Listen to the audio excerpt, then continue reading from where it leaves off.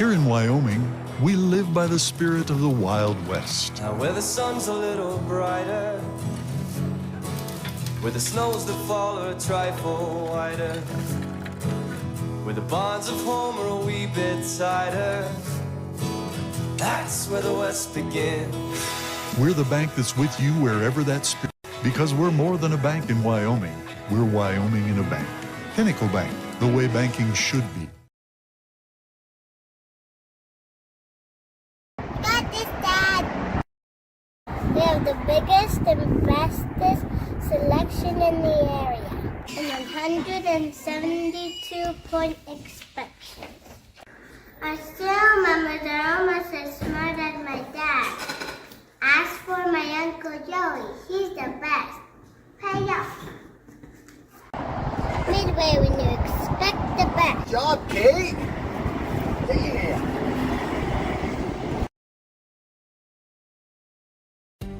For a place to relax, sip on your favorite specialty lattes or tea, and find the best gifts for any occasion, Storyteller is the place for you. Books brimming with compelling stories, gifts for the kids like Legos and coloring projects, and something for your family and friends like hats, jewelry, or a bag of award-winning Mountain Air roasted Jackrabbit Java. To learn more, visit StorytellerWyo.com or swing by at 524 Broadway in Thermopolis. The choice is yours. Sutherland's Friends of the Family Plus Consumer Credit Card lets you choose from 5% off instantly at the register or special financing on qualifying purchases. That means no forms, no waiting, no rebates. You can choose 5% off instantly with your Sutherland's credit card. Got a big project? Choose special financing. The choice is yours with Sutherland's Friends of the Family Plus Consumer Credit Card. Subject to credit approval. Minimum monthly payment required. See store for details. Only at Sutherland's. You work hard for those you love, putting in long hours because your family's hopes and dreams are worth saving for. That's why Bighorn Federal offers multiple ways to save. Our products can help you start saving for more immediate needs and future goals today. Talk to your local branch about an interest-bearing checking or savings account, education IRA, Roth IRA, CD, or health savings account from Bighorn Federal. Member FDIC, Equal Housing Lender. A proud sponsor of this broadcast is Bailey Enterprises. For over 50 years, Bailey has become the name you can trust. With Pit Stop Travel Centers, you can fuel up and stock up on trip snacks at locations all over Fremont County. You can also put your trust in Bailey Tire and Auto for service to keep handy for those times when your luck runs out on the road.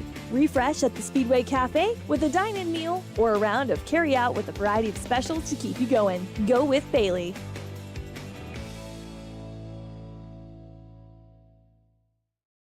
I'm Travis Winger. I'm a financial advisor with Edward Jones, and we do, I pride myself on helping people with financial planning, achieving whatever goals are most important to them. The most valuable thing you have when it comes to planning for your future is time. The sooner you start and the more detailed your plan is, the better chance of success you have. First-timers are my favorite people to work with because they're hungry to learn, and coming to see me doesn't cost anything. I don't charge for appointments, I don't charge for anything. Come in, talk to me, and all you'll leave with is a little bit more knowledge than you came in with. Edward Jones financial advisor Travis Winger, 435 Arapahoe Street, Thermopolis. All right, welcome to Lady Bobcat Basketball. We're here in Wheatland, Wyoming for the Burns Winter Classic, kind of the finish up of this. They do several different places for games during this tournament, and this one is kind of where us and Wheatland finish. Wheatland gets a home game, and we travel up from Burns and play in this one for the final game. We do apologize for yesterday's inconvenience. Thought we would maybe be able to get those games, but I will say in the one gym, it's their elementary gym, which is a really nice gym. It just has terrible service, and we tried several different things to get going, and unfortunately are not able to bring you that game. So apologize for those of you that were trying to get on there, but we are set and ready to go here today. And yeah, both the girls ended Travis 1-1 yesterday, had 2 really good games as far as, final scores and things like that. And then what did we have for Wheatland? I can't remember. Did they go 1-1 as well? Wheatland did go 1-1. They lost to Pine Bluffs in the first game by 2, and then they beat Lingle Fort Laramie 52-31. So both teams today coming in 1-1. So hopefully it'll be a good matchup. Right, yeah, and those of you that didn't get to watch the game or hear about the game against Southeast last night, the one we weren't able to bring to you, our girls did lose that one, kind of a heartbreaker, lost by 2, 34-32 in that game, but had a couple chances at the end, had a few costly turnovers that didn't pay off at the end there, and so a good game. It also was a little awkward because one of the gyms was way further ahead than the other, so some of the girls that played JV and varsity didn't get over till after halftime. Yeah, so right. So that kind of hurt too, as far as like having some fresh legs to come in and things as well. But they did really well yesterday. Saw some good things out of them. I would say probably most consistent scoring wise yesterday ended up being Dazzlin Hunt. She scored 7 against Southeast and scored 11 against the Wolves from Moorcroft. And that first game, they had good balance scoring. I mean, everybody but a couple gals scored in that one. Scored 48, won by 22. It was a really good game. The second game, they definitely struggled a little more offensively, kind of to get going. I think you said something, we saw a lot of missed opportunities on rebounds, things like that. And scoring not spread out quite as much, but Cam Farrell did have a good game in that one, scoring 10 points. JC Owsley with 5, Ina with 2, a couple with 4, Hannah Hill and Austin Slagle both with scoring 4. So, so it was spread out. It wasn't just 1 or 2, because I think we saw that more last year than anything. It ended up being a couple games of 1 or 2 girls scoring. So did lose that one 34-32. And so we come in today, again, kind of these preseason games. This one carries a little bit more weight to it because it is a 3A game against the opposite side, kind of same as that Moorcroft Wolves game. So you never know when it comes to seeding for regionals and everything. I mean, these ones you kind of consider pregame or preseason games, but they can hurt you in the end. Yeah, they can, because they'll start going to opponents and things like that. So, these always are important for them. And as running a new offense and everything, I think we saw that, Trav, where everything was kind of clicking in that first game, and then last night in that second game kind of had a few different defenses thrown at them, and then I think it was kind of like, oh wait, how does this offense run into these kinds of defenses, and just gonna have some growing pains through that. Well, and I think Southeast just was a better defensive team. They just moved better. They guarded the rim better. And our girls were not shooting as well from outside. And with the pressure, I don't think we handled it quite as well. So right. I think, like you say, some of it's growing pains. They know one of the offenses really well. Some of the zone offense, I didn't think looked as smooth as the man offense that we saw earlier in the day. And they would drive to the middle, and the zone would collapse, and rather than turning and hitting the open man on the outside, they'd try to force the shot, and we saw a bunch of turnovers that were really unnecessary. Right. No, I agree, kind of forcing a few things there in the middle of the lane that we saw, and I know you'll talk about that a little bit when we get to some of our keys to the game. So with that being said, we are in Wheatland, Wyoming for Lady Bobcat Basketball. We are going to take a quick break from a word from our sponsors, and we will be right back with keys to the game right after this. At Teton Therapy, our people make the difference.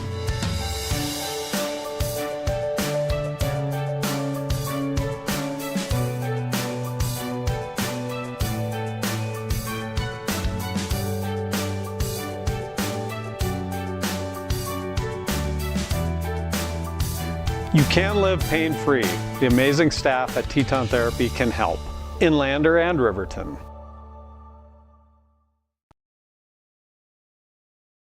Looking for a clean, comfortable room in Thermopolis? Quality Inn of Thermopolis offers great rates with your choice of king, queen, or family rooms with bunk beds. Choice Hotel members earn points while you stay. Reserve your room today. Call 307-864-5515. Amenities include free hot breakfast, pet-friendly, premium-free Wi-Fi, indoor pool, truck parking, and more. Reserve your room today by calling 307-864-5515. Quality Inn of Thermopolis.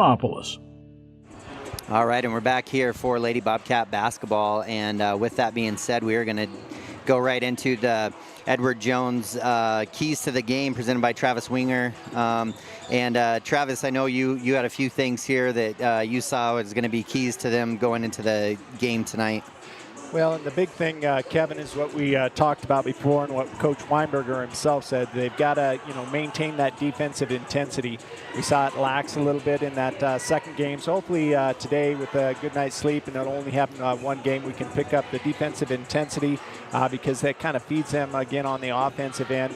And then on the offense, being patient, making sure you're, if they're playing zone, the zone collapses, that they're finding that open man and that, taking the time to run the offense and let things develop. Because as you and I both know, on a zone, you got to move that ball around to create some space. Once you create the space, and you got to be ready to make a quick decision and shoot the ball or drive. So I think those are going to be the two big things from our girls. And then hopefully, we're still kind of learning the new foul rule, that 5 fouls, and then you're shooting 2 each quarter. The foul count resets. So I think, that's going to kind of play in as we move forward. And with this game being potentially a little closer game, right. Hopefully coach is kind of figuring that out. And the girls are kind of learning the impact of those fouls. Yeah, absolutely. And it is kind of interesting to see. It'll be interesting to see how it goes. I'm kind of curious to know if that's why some of the games were faster yesterday, was because you don't have a lot of those one-on-ones and 2 foul limits. It definitely limited the number of free throws that were shot for sure. But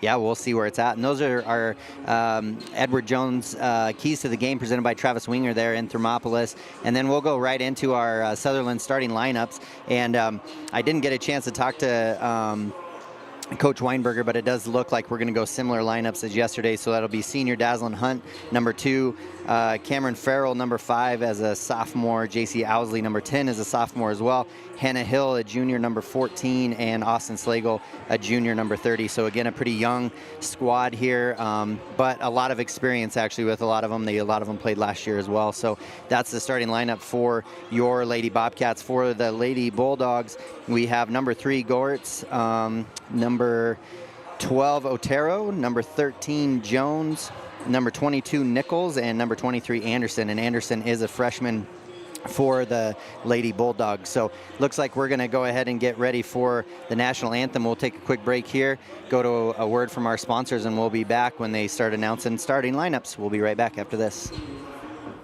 Stop in to Wheatland Pharmacy in Thermopolis to see what a hometown pharmacy really feels like. It's the only locally owned and operated pharmacy in town, and they are a compounding pharmacy to boot. They offer prescriptions, medical equipment, Medicare open enrollment, medication therapy management, and more. Wheatland Pharmacy can save you time and money. The service you deserve from the neighbors you trust. Wheatland Pharmacy, conveniently located inside Max Market in Thermopolis. Here in Wyoming, we live by the spirit of the Wild West. Now where the sun's a little brighter, where the snows that fall are a trifle wider, where the bonds of home are a wee bit tighter, that's where the West begins. We're the bank that's with you wherever that spirit, because we're more than a bank in Wyoming. We're Wyoming in a bank. Pinnacle Bank, the way banking should be.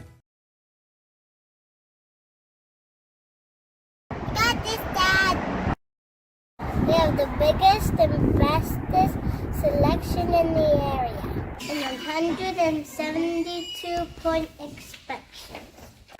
I still remember they're almost as smart as my dad. Ask for my Uncle Joey. He's the best. Pay up. Midway, when you expect the best. Good job, Kate. Yeah.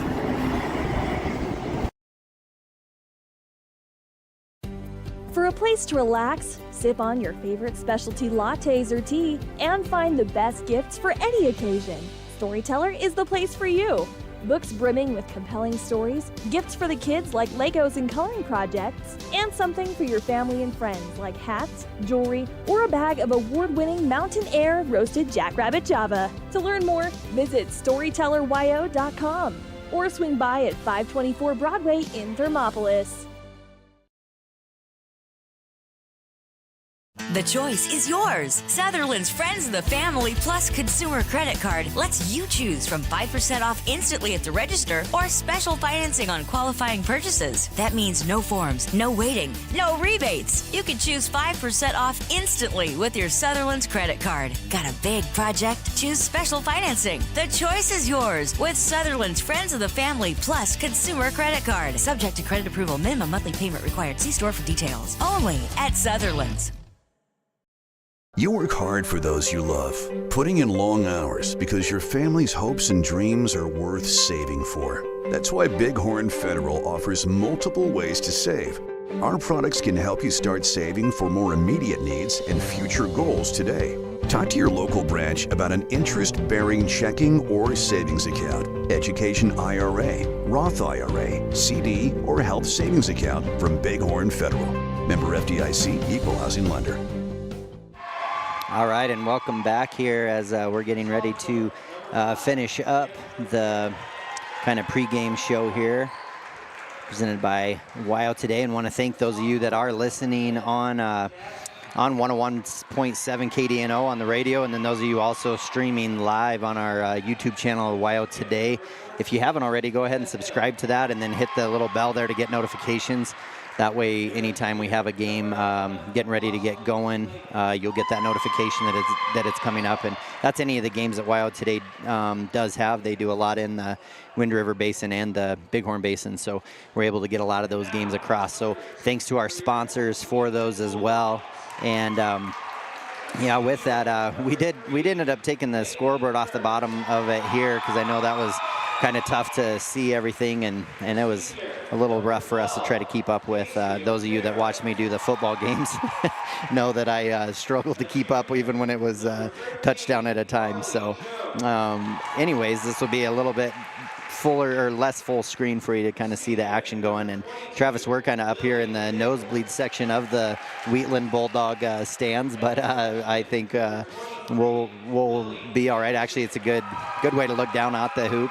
We noticed during the JV game sometimes it was kind of hard to see if a shot was going to go in or not. Kind of looked good, and then it might be long or short, but we did all right. We're definitely up here in the nosebleed section at a little altitude sickness, but right. Yeah, hopefully the oxygen level will maintain so we can call things correctly. That's right. That's right.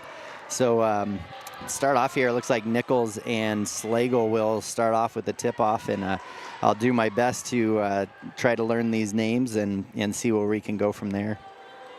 I did see a familiar name here on the on the score sheet too. So Jason and Nicole says, if you're watching, we got your little sister here getting ready to play as well. So that's pretty awesome to see that.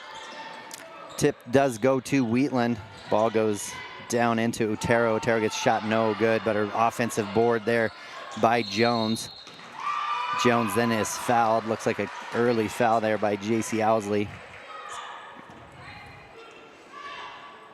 That is J.C.'s first foul. And the Cats are setting up in the 2-3 zone for the out-of-bounds play. And the ball will go out to 23, and shot is up and no good, and that is the freshman Anderson that shot that, and she does have a pretty shot, so we're gonna have to make sure we get a hand up in her face. Dazzlin Hunt with the ball now coming down, throws to J.C. Owsley in the corner, gets that first cutter. Cameron drives in, looks like she's going to be fouled on the arm as well. Looks like that will go against number 13 for the Wheatland Bulldogs, which is Carly Jones. The shot was on the floor, so Dazzlin will be running the out-of-bounds play.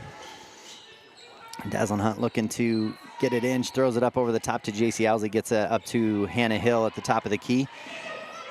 Dazzlin Hunt, good backdoor cut there. Pass over to J.C. Owsley. J.C. steps back for the three and knocks it down. Nice good shot from there. The far side. Nothing but net. J.C.'s first shot of the game. That's a good sign. Yeah, give the Bobcat an early lead here, 3-0. Just a minute into action here in Wheatland. Good drive there by Anderson again. Shot is up, no good. Falls a little short. Bouncing around, a bunch of people slapping away at the ball. Looks like they're going to call it off Wheatland, so it'll be Lady Cats ball. Cameron Farrell set to take it out of bounds for Lady Cats. Wheatland going to run a 2-2-1 full court press here. against the Lady Cats, so we'll see how they handle pressure. That was kind of one of the things last year we saw a lot, is not being able to handle the pressure, and unfortunately on cue, turnover there by Cameron, and good pass from Anderson to Carly Jones, and Carly Jones scores quick for the Lady Cam's Bulldogs. picking her dribble up a little bit too early. She's not waiting for the pressure and not having a pass to make when she's picking that ball up. Right, and there's a foul there. And then those over-the-top passes, just it always seems like they get their hands on it.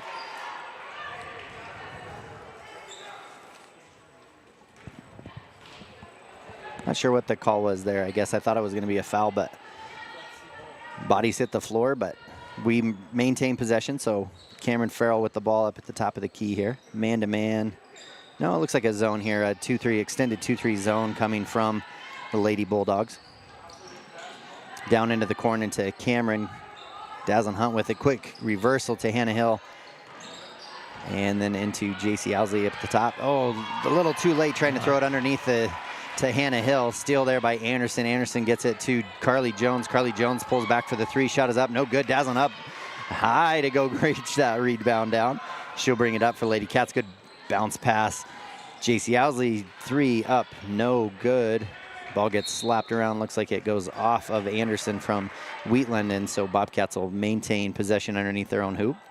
The girls are definitely moving the ball a little bit better today, Kevin, with that zone. Yeah, I agree. Being a little more patient. So Weinberger must have had a chat with them after the game yesterday. Yeah, not a good turnaround shot there by Austin Slagle. No good. Ball does come down into, let's see, Nichols' hands. Nichols, good pass underneath. Good hands there by Otero. Otero passes out to Anderson. Anderson, man, she's got some ball skills. Yeah. Around the back, drives in. Looks like she'll be fouled. So foul count currently is 2 for Thermopolis, 1 for Wheatland, and the scoreboard reads Bobcats 3, Bulldogs 2 with 5:28 left in the first quarter. First shot is up and no good. All right, and that first foul on Dazzlin Hunt there, so both Dazzlin and JC with a foul each. Second shot is up and no good off the front of the rim. Hannah Hill pulls it down. Cameron has it there, almost gets it stolen away, but picks it up and gets it out of harm's way. Good pass there by Austin. Body's hitting the floor, and Wheatland comes away with it. Anderson will bring the ball up for the Wheatland Bulldogs. Lady Cats playing man-to-man currently. Good head fake there. Shot is up. Deep three. By Nichols, goes no good. Offensive board there. Anderson's going to drive with the left, pull up at about a 12-footer, and she gets her own rebound off the front of the rim. She is not afraid to one drive and two shoot. Yeah, absolutely. And Dazzlin Hunt comes away with a good defense by Austin Slagle. She knocks it away as they try to pass it into the post. Cameron Farrell with it. Hannah Hill, fake shot, and good pass inside to Dazzlin Hunt. The shot goes up and off the backboard, and then Austin Slagle will knock it out of bounds. So Wheatland Bulldogs will bring it. Looks like Lady Cats are going to do a little bit of a full court press of their own. And Kyle for the Lady Bulldogs comes in, as well as Mickelson for Lady Bulldogs. And Anderson going to bring it up, not going to have any problems with the pressure there. Over to Otero. Otero just going to set up their offense here. Drives to the right with Cameron Farrell on her. Ball fake there by Kyle. She drives baseline. Looks like she stepped on. Oh, nope. They're going to call a foul quick on Cameron Farrell. She stepped on the baseline. I thought they were calling out of bounds play, but they got the foul called. Yeah, and that was on Cam. So that'll be team's third, her first. Wheatland will take it out of bounds underneath, and then Otero has the ball. She'll pass it out to Kyle. Kyle passes it back inside. Shot is up by Otero. And looks like she's fouled on the shot. I think Slagle bought that one. Yeah, I think you're right. So 4 team fouls, just not quite halfway through this first quarter. So next foul will send them to the line. Otero will go to the line to shoot 2 as well. First one is up and good. Ties the game. Wheatland 3, Thermop 3. Yeah, kind of shots have gone up. There's been some action, just nothing falling for either team. And there's one way for a team to get going. It can be from the foul line. Shots start dropping there. It makes it a little easier. Second one is no good, and Cameron comes down with it, gets it to Dazzlin Hunt. Dazzlin bringing it up sideline, passes over to Cameron at the top. JC left wide open, 3. Oh, just short again. That was the spot she hit the first one from. Looks like it gets knocked out of bounds by Dazzlin Hunt. Wheatland will get possession here. Mickelson will take it out of bounds, get it to Anderson. It's just a full court man by Lady Cats, so Anderson clears him out and brings it up between the legs and around the back. She definitely has handles. Yeah, she does, and drives all the way and scores on a pretty easy layup. So they're gonna have to give her a little bit more cushion. Yeah, I think. yeah, give her a little respect. Yep.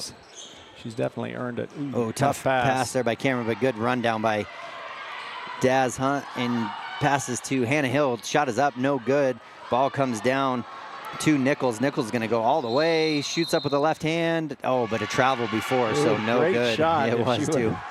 On the move jump shot, about 8 foot. Yeah, that was a good one. Just a little stutter step there. Lady Cats trailing 5-3 on your Pinnacle Bank scoreboard. 3:15 left here in this opening quarter of Lady Bobcat basketball from Wheatland. Cam, tries to drive through. Looks like she's going to get a push foul. That's foul on Anderson. Anderson, yeah. So Anderson now with her first, team second. Good drive there by Cam. So they're definitely gonna have to work on handling pressure here. Dazzlin Hunt passes to the corner to Hannah Hill. Hannah feels the pressure coming, tries to pass it into Austin Slagle, gets knocked out of bounds. Daz Hunt set to take it out. It's like Ina King's gonna come in for the first time for Lady Cats. She'll come in for Austin Slagle. First substitution here for the Lady Cats. They go into a stack. Oh, right there, left. Good. Ina King gets the ball. Turnaround jump shot. Oh, and almost off the hands of Wheatland Bulldogs. Anderson with it up at the top of the key. Looks like they switched up who they're going to have guarding. So Cameron Farrell guarding her now. Going to have her hands full for sure. Mickelson with it. Passes out to Kyle. Kyle's shot is up. No good. Good rebound there. Good box out, I should say, by JC Owsley. JC cross court, tough pass. Kyle gets her hands on it, but it looks like she was out of bounds before she was able to save it. Those cross court passes, we always have that lane extended, and you pass it across that, it's almost a no-go most of the time. Somebody can make a break on it. And we'll have to kind of watch, Kevin. The girls were in a man-to-man, but I think they've set up into a zone. We'll have to see next time we bring the ball down on, or Wheatland has the ball. Dazzlin passes it to the corner again, kind of waiting for that pressure to come before she gets it away. Gets it back to Dazzlin. Dazzlin pull-up jumper about 18 feet, knocks it down. Good job, Dazzlin Hunt's on the board today. Score is Bulldogs 5, Bobcats 5. It's a good shot there, and good to see Dazzlin getting some shots up and knocking it down. Up to the top of the key for Lady Bulldogs with Otero. She passes to Kyle. Kyle over to Anderson. Anderson going to drive here again. Tries to tuck it away, but dishes it out. Shot is up by Nichols. No good. Dazzlin Hunt gets another good board. Good pass from her to JC Owsley. JC Owsley kind of has to run it down. Hannah Hill now gets it, passes it back up to Dazzlin Hunt. Dazzlin's going to get him set up. Notice that really well with Dazzlin. These first 2 games is really taking kind of control on the court to slow things down. Oh, and nice pass. Gets rewarded right there as JC Owsley hits her cutting through the lane, and Dazzlin catches it, and as she goes up, it's going to be fouled. Looks like she will be shooting. Looks like that was on number 11, Mickelson, I believe. It was, and that's her first, team's third. And then Dazzlin Hunt will be at the line shooting 2. Scoreboard's 5-5 with 1:36 left in the first quarter. Shot is up and is good. Bobcats take a 1-point lead. That's great, and again, like I said, Dazzlin's so far out of the first couple games has been probably the most consistent with her scoring, and getting on the board and taking her shots when she sees them. It's been really good so far. Dazzlin Hunt with her second shot is up and is good. Sure looked good from our angle. Sure did. I agree. But looks like Carly Jones comes down with the rebound, but then dribbles it off her knee and it goes out of bounds. So Thermopolis will keep it. 1-point lead here with 1:33 left. Dazzlin Hunt set to pass it in. And someone needs to go to it. Baseball pass over to JC Owsley. JC gets it. Pass over to Hannah. Hannah looks inside, past the Eine. Yeah, it was. And then I think there's going to be a travel called here. Yeah, travel. Yeah. She was trying to turn and pass it, but it got knocked out of her hands, and she was kind of juggling it. So travel there. So looks like we're in a 1-2-2, and you're probably right here going into a full or a zone, especially with Anderson being as good as she is. A bank shot 3 from number 3, and that is Gortz who knocks one down. And I apologize if I mispronounce any names. I'll do my best. JC Owsley gets it as they're handling the pressure. All right, Ina King gets it. Oh, man, playing real close to the half-court line, but they maintain. Do all right here. Oh, good pass. Good pass there. Oh man, knocked down shot there by JC Owsley. By Hunt to Owsley, baseline. Oh, Hunt steals the ball, comes back, and layup. Down, nice. The pressure's working. Bobcats 10, Bulldogs 8. Good. Oh, here we go. Another turnover there. Yeah. Their hustle factor's picking up right now. I think he called it. Yeah, I thought he called it Bobcat ball. So good job there. Should be, yeah. They turned up the pressure here and kind of said, okay, if you're going to dish it out, I guess we're going to, we see that and we'll up the ante ourselves. Oh, good cut there by Cam. Oh, a little late from Daz, but look. Oh, good. Okay. Yeah, good hustle by 11. She knocked it off Ina King. They kind of were fighting on it, fighting for it on the baseline, and she kind of tapped it off Ina. And that's one being up here, trying to look down and see. I thought maybe they were standing out of bounds when they both touched the ball, but it's kind of hard to see from this angle. So Mickelson gets it in to Gortz. Good turnover again. Oh, good assist. Shot is up and no good for Cameron, but JC Owsley comes back down with it, puts it back up, and another score here. 12-8. Good job. Another turnover. 25 seconds left. Yeah. Here comes Anderson, who had been taken out of the game, comes back in, and then Nichols gets it, and shot is up and good. So kind of slower in that. Ooh, she just stepped across the baseline, but they missed that. So that was good. She was going for a baseball pass. Just under 10 seconds left here. Going to have to get it across half court. Baseball pass is stolen here by Mickelson. Mickelson throws over to Anderson. Anderson's shot is up and good, right on the buzzer. And that shows us a score at the end of the first quarter. I believe it will be 12-12. Correct, it will. And so with that, we're going to take you to some of our sponsors, and we'll be right back for the second quarter right after this. Sponsor of this broadcast is Bailey Enterprises. For over 50 years, Bailey has become the name you can trust. With Pit Stop Travel Centers, you can fuel up and stock up on trip snacks at locations all over Fremont County. You can also put your trust in Bailey Tire and Auto for service to keep handy for those times when your luck runs out on the road. Refresh at the Speedway Cafe with a dine-in meal or a round of carry-out with a variety of specials to keep you going. Go with Bailey.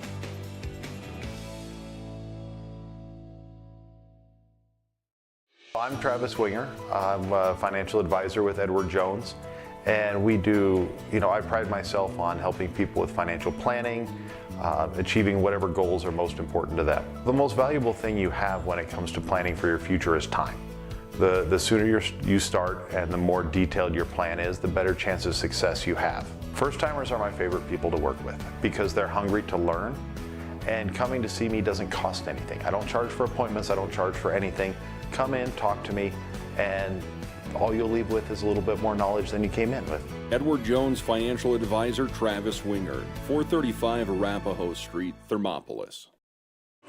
All right, and we're back here for Lady Bobcat Basketball. So a little bit slow on the action to start off, and then, Nets started catching fire after that. So I was going to say there was more points scored in the last minute and a half than there was the entire rest of the first. That's right. So the score at 12-12 here as we're getting ready to start. And I apologize. I only gave a shout out to Jason and Nicole. So Macy, Easton, and Emma, I want to say hi to you guys too. I know you guys are watching and hoping your aunt gets in to get some playing time too. So Anderson brings the ball up at the top of the key, passes out. Oh man, nice shot there by Nichols to start off scoring right away for Lady Bulldogs. And again, that's one of those ones from up here. I couldn't tell if it was going in or not, and it did. Oh, good pass there from Cameron to JC. Not able to handle it though, but Hannah ends up with it.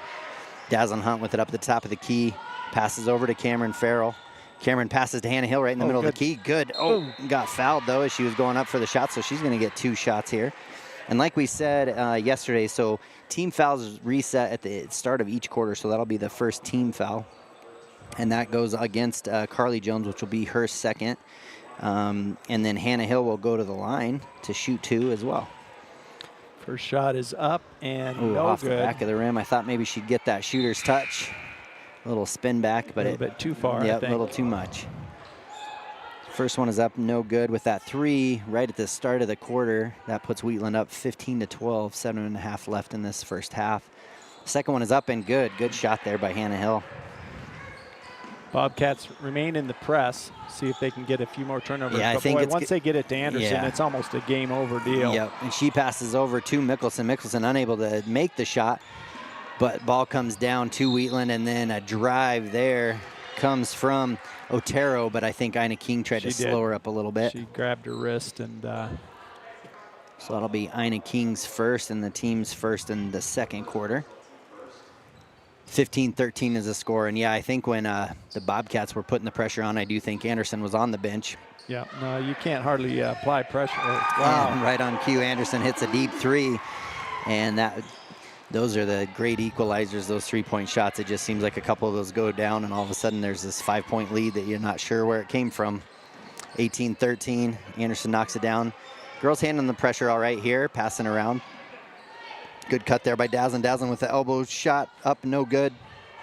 Rebound there a lot by better Gort. ball movement today, Yes. Kevin, in regards to what we saw last night. So the girls are definitely handling things better. Yeah, and it doesn't feel panicked either. You know, it kind of feels like they're throwing it with a idea of what they're wanting to do. Anderson drives in again, unable to shoot it, and man, a great offensive board and put back there by Otero as she scores again.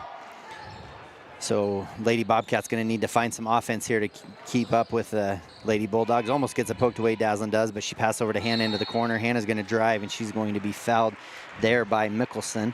That'll be her second. That's the team's second as well.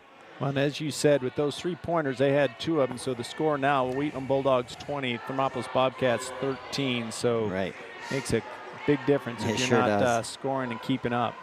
And Chloe Owsley will check in for the first time for Hannah Hill. Chloe will get it. She's going to drive in with the right-hand side. Really impressed with her, a freshman. Ooh, maybe an offensive foul, yeah. Ina King going to get an offensive foul. That'll be her second, team second as well. It's so hard because Ina is just so powerful, and you know, it's not really her fault. She just comes up and goes to make a pivot and just knocks a girl about 3 feet across the floor. Yeah, so she picks up her second, and that'll bring Austin Slagle back in as well. But yeah, you're right. Well, that was never any issue I had when I played was overpowering anybody, but I think I was a recipient of those a few times. So Anderson brings the ball up for Bulldogs. Cam going to pick her up. They're going to stay in a man-to-man here, so Cam going to have to do some work. Good step-back shot there by Anderson, up and is good. So I'll tell you what, Kevin, she is impressive. She is a good player. Oh, Cam going to get it, and looks like she's going to be hit there by Nichols. Nichols is going to pick up the foul. I believe that'll be her first. Team fourth, so Team one fourth more, and already, the Cats yeah. will get to the line. Hopefully that can help us out a little bit this quarter. We got 5:45 left in the quarter. And that's just team's third, this right here, Okay. Yeah, they updated that one right away. 22-13 on your Pinnacle Bank scoreboard. Lady Cats only with 1 bucket here, and another turnover there from Cameron. Otero steals it, and it looks like Cameron got a frustration foul. After that, that'll be her second. And team's third as well.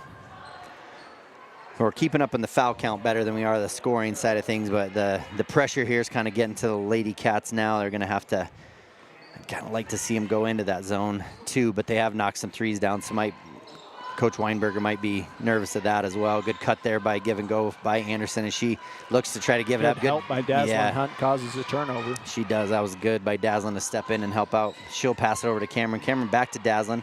Daslin, good patience again. Cameron pass it over to the corner to JC Owsley. Whoa, real high, kind of lazy pass there from JC. Unfortunately, to Daslin, gets stolen by Nichols, and then Nichols is going to score in. Bulldogs 24, Bobcats 13 with 5:07 left in the second. And we're going to take a word from our sponsors. We'll be right back after this. At Teton Therapy, our people make the difference.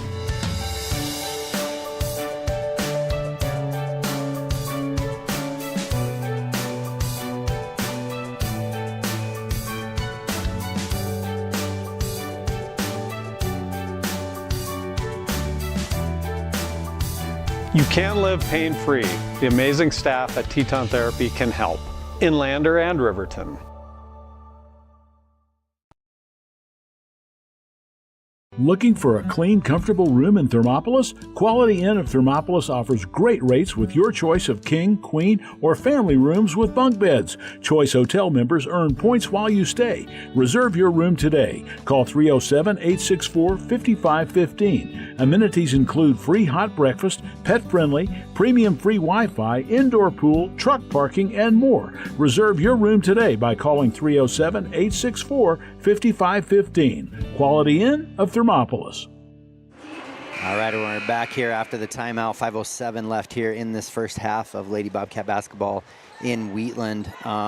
Bobcats down 24-13. Wheatland kind of changing up strategies and come out and have scored in a hurry. So a 12-1 run going into this quarter. Dazzlin Hunt will take it out. Full court pressure coming. Cameron will get it. Good use of changing up kind of what they're doing, and then she falls and ends up throwing it out of bounds. Unfortunately, she's kind of tripping. But it looked like Weinberger drew up a good press breaker there, so it looks like it's something that'll work well. And get into a ball handler mid-court, I think will help a bunch. Mid-court and in the middle. It's keeping it away from the sidelines and those deadly corners. Shot up and good for Nichols, and she knocks down her second of the quarter. Gonna definitely have to get a hand up in her face. She can shoot the ball, good lefty.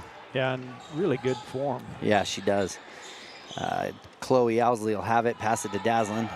Gets it to Austin. Austin's gonna hang on to it, try to get it into one of her guards' hands. She's gonna dribble, good backdoor cut there by Cameron. Cameron shot up, no good. Rebound by Anderson. Anderson brings it up the right-hand side. Looks like the girls are going to go back into this zone now. Anderson steps up no foul on that. Looked like a little push there in the back. Dazzlin Hunt, tries to steal it away. Not able to get it. Drive in there by Nichols again. Shot is up and no good. Dazzlin Hunt brings it down as Chloe Owsley knocked it into her hands. Dazzlin Hunt brings it, throws it over to Chloe. Chloe looking to put it in the middle there. It's like, Austin, there you go. Get it into the middle. Kicks it out. JC Owsley now has it. Good backdoor cut there. Not quite there for her to get open. Dazzlin Hunt gets it in the corner. Three is up and no good off the back of the rim. And they'll let it go out of bounds. They're doing a good job, Kevin, getting it to the high post Slagle. But Slagle, when she gets it there, she needs to turn and face up, to draw everybody in and give us some of those shooters a little bit more opening. Well, I think she'd be surprised too. She might square up and recognize the girl's playing way off. And she might have, and she's a pretty good shot there from the free throw line. Exactly. Maggie Landon in for the first time for the Lady Cats. Anderson passes over to Nichols. Nichols gets it back up to the top of the key to Otero. Otero gets it to Anderson. A screen and roll here, but two-man game. Anderson just crisscross, good pass to Nichols, just right over the top. And Nichols, again, benefit of Anderson being such a good ball. And then one-handed catch try by Chloe Owsley. Finds the ball off her hand and go out of bounds. It just kind of seems like those are the things that start happening when you just the little things all of a sudden start seeming a little bit harder and you can't hang on to the ball or whatever the case might be. But definitely going to have to get a hand up in Anderson and Nichols' face tonight. Anderson. They've got, the Bulldogs have three girls who are really seeing the floor well, know where to cut, and are very good at seeing the open man. Right. Mickelson goes up, shoots, misses. Otero gets the offensive board, goes up and misses, and then Bobcats come down with it. JC Owsley drives down the right-hand side. She's going to be fouled by Goertz. It's going to be her first. That'll be the team fourth, I believe. Yeah, score update. Bulldogs 29, Bobcats 13 with 2:45 left in the second period. Right, Lady Cats only with a single free throw by Hill so far scoring in this quarter, so having a hard time finding some offense. Trying to get the ball inbounds. Chloe finally gets it from Dazzlin. Dazzlin has it on the far side. Gets it to JC. JC left open. JC shot is up and good. Good shot there by JC Owsley. She definitely likes the right side of the court. Yeah, she does. Now 2 threes for her in this game so far. So again, kind of gets off that 13 points. Anderson, she's going to step back, pull up. Shot is up, no good. Good rebound there again by Chloe Owsley. So Chloe coming in as a freshman, doing some good work. here as well. Back to JC. JC shot is up and good. Knocks down another one. She was 4 feet behind the line. That one, was Kevin. awesome. Again, right side.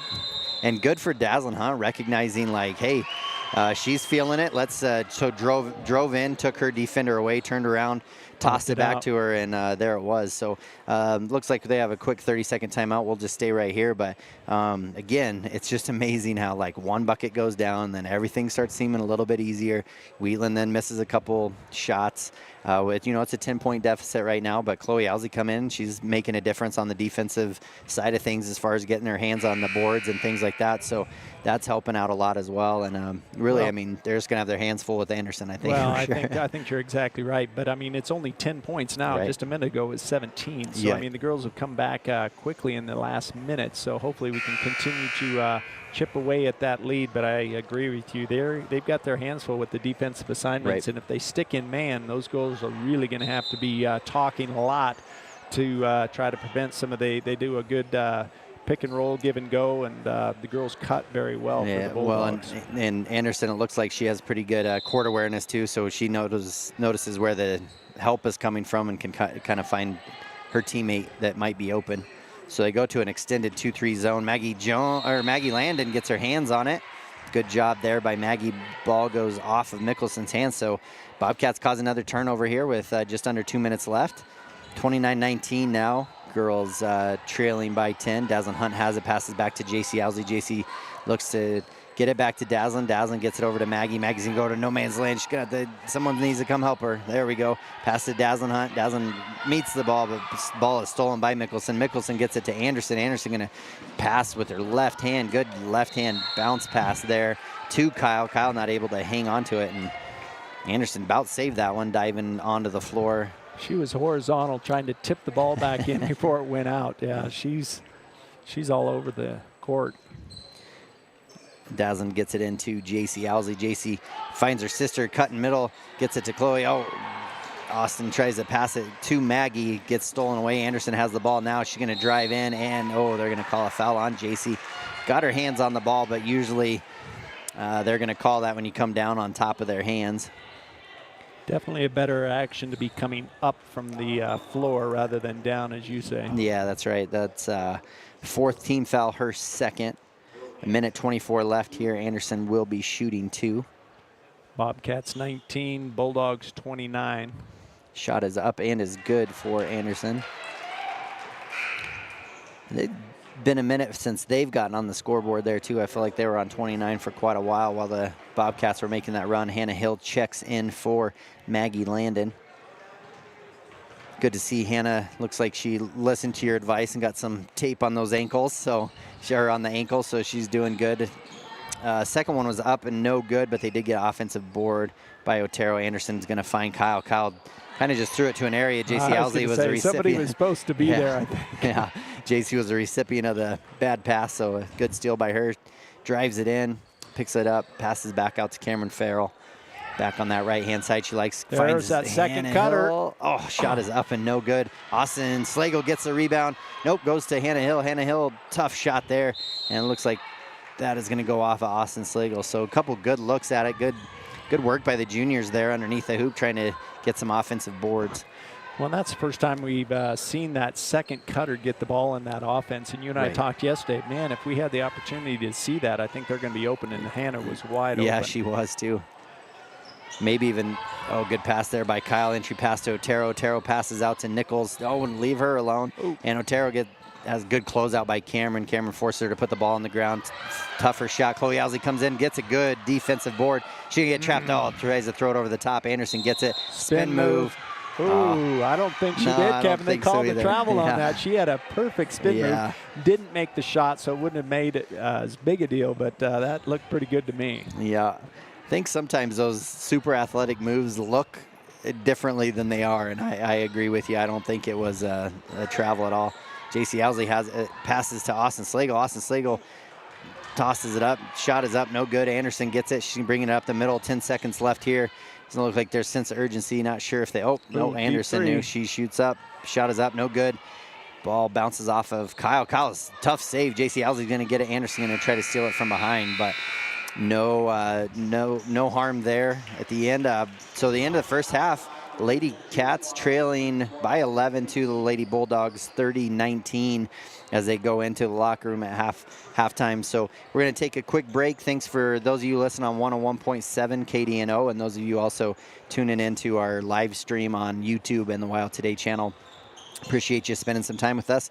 We will take a quick break and get a word from our sponsors, and we'll be right back with the KDNO halftime show.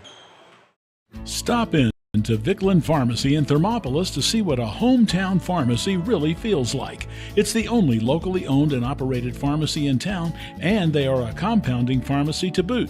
They offer prescriptions, medical equipment, Medicare open enrollment, medication therapy management, and more.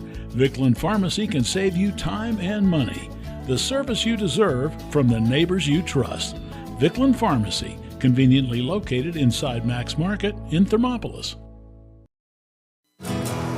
Here in Wyoming, we live by the spirit of the Wild West. Now where the sun's a little brighter, where the snows that fall are a trifle whiter, where the bonds of home are a wee bit tighter, that's where the West begins. We're the bank that's with you wherever that spirit, because we're more than a bank in Wyoming. We're Wyoming in a bank. Pinnacle Bank, the way banking should be.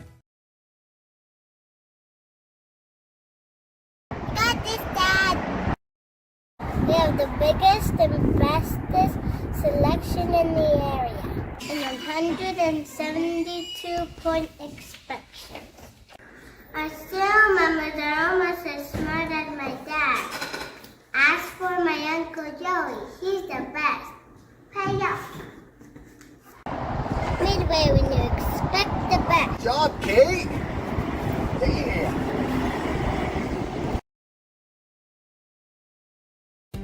For a place to relax, sip on your favorite specialty lattes or tea, and find the best gifts for any occasion, Storyteller is the place for you.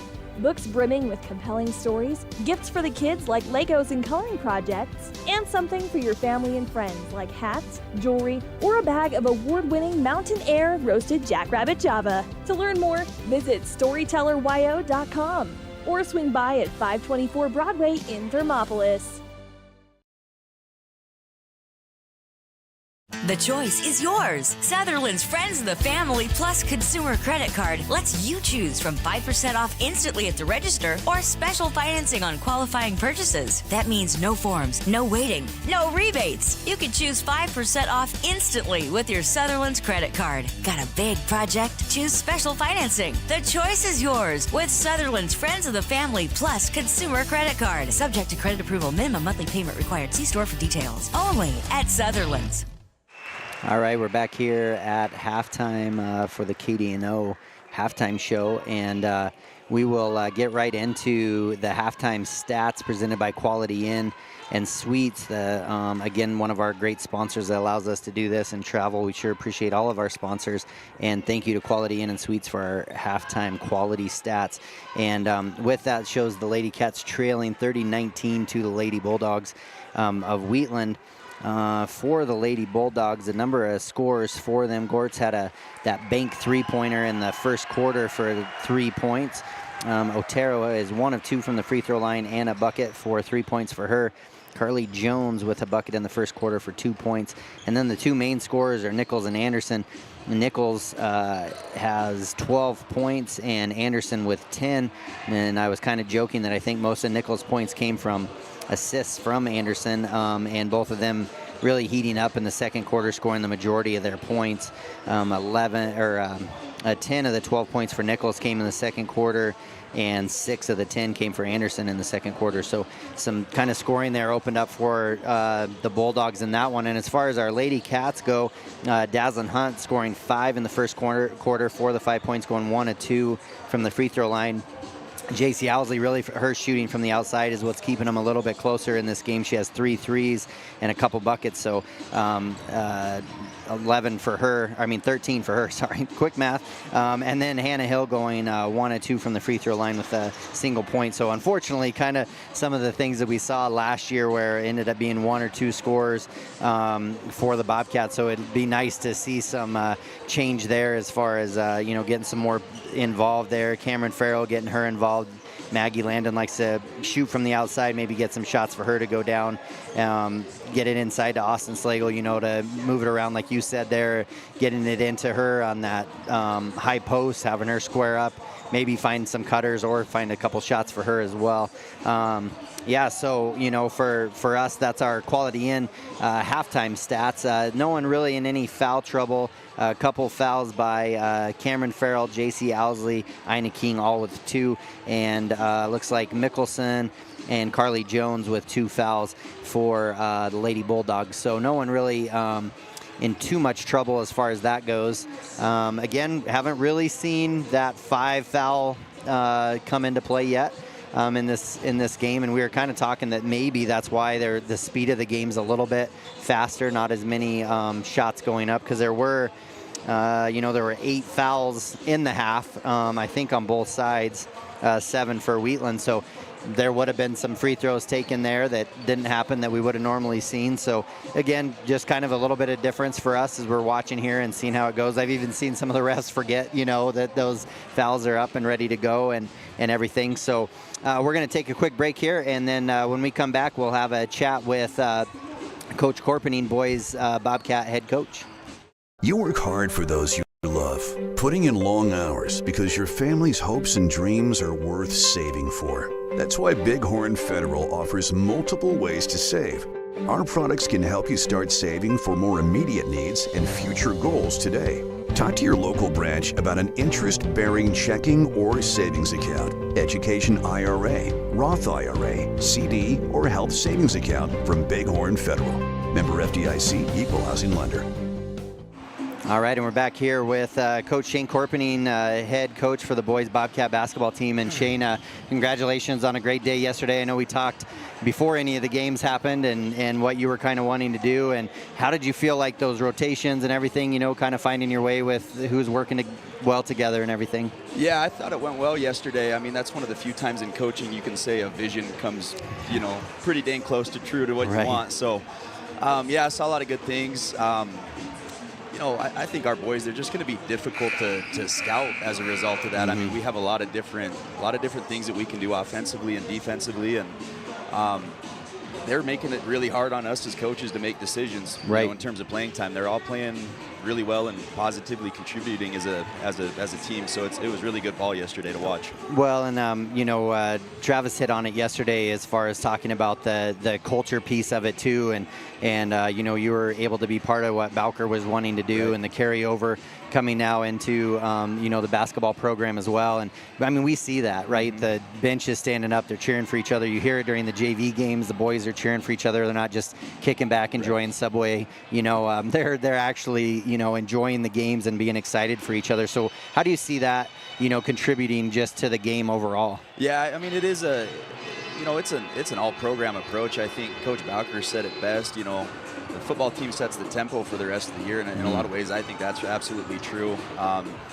We're just taking it with basketball and really kind of making it our own and running with it. And, like I said, it's just been awesome. It's cool to watch 10 kids working together towards a common goal and relentlessly celebrating toughness, relentlessly celebrating each other. It's really cool to see. Well, and we saw yesterday, I mean, the boys kind of came out a little slower yesterday. I think they go down 6-2, and then all of a sudden, before you know it, you look up and they go on a 28-2 run, and it's 30-6, or 30-8, and it was like, my goodness, these boys really can go in a flurry. And we've talked about it, their defense is what fuels their offense. And you saw that in both games yesterday, that when they started flying around on defense, it made the offensive end easier. And I'm sure that's kind of what you've been emphasizing as well. Yeah, absolutely. I mean, that was the thing yesterday. We had a slow start. And then, like you said, it was 6-2, 8-2. I looked up at the scoreboard what seemed to be 5 minutes later, and it was 40-10. Yeah. So, yeah, that second group that we had in yesterday went on a really nice run. Southeast didn't handle that 1-3-1 very well. Right. That was kind of the ace in the hole yesterday. Something we haven't ever ran, but with the length this year, it's definitely a legitimate option for us. So, yeah, it was good to see. I thought we had some lapses in the game yesterday defensively in the second half, rebounding the ball. And it is just one of those things with the kids. You know, you got to keep them engaged if you're up by 30. Right, yeah. You know, yeah. I don't That's a good problem to have. I mean, if we're up by 30, down by 30, yeah. Getting them to play hard on that end of the court. And just had a couple lapses last night, you know, but overall, day one was a great showing and a really good start for what we're trying to build. Yeah, absolutely. Well, congratulations on a 2-0 start here. Go take care of business today, and we'll be cheering you on. So thanks again, Coach Corpenine. Awesome. Thank you, guys. Of course, head basketball coach for the boys basketball team.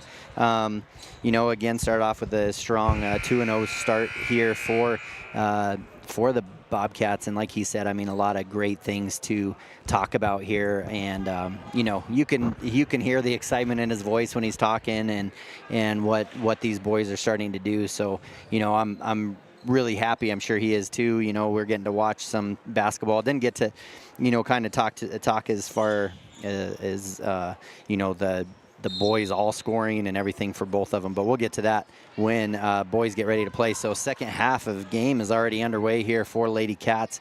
Lady Cats fighting against this zone here, right in the middle. Hannah Hill, maybe they got a hand on it, but Austin Slagle pulls the offensive board down. Cameron not really looking for a shot today, Trav. Not just yet anyways. Kind of trying to work it inside. Austin Slagle gets it, kicks it out to Daslin. Oh, tough pass there from JC as Cameron was trying to cut, but Hannah Hill runs it down. There you go. Austin Slagle turns, squares up, shoots. Ball goes no good. Defensive board there by Otero, and a good hustle play by her as she's diving out through it off of JC's leg. Wheatland will have their first possession here. And Anderson, looks like we're going to run a little extended press here.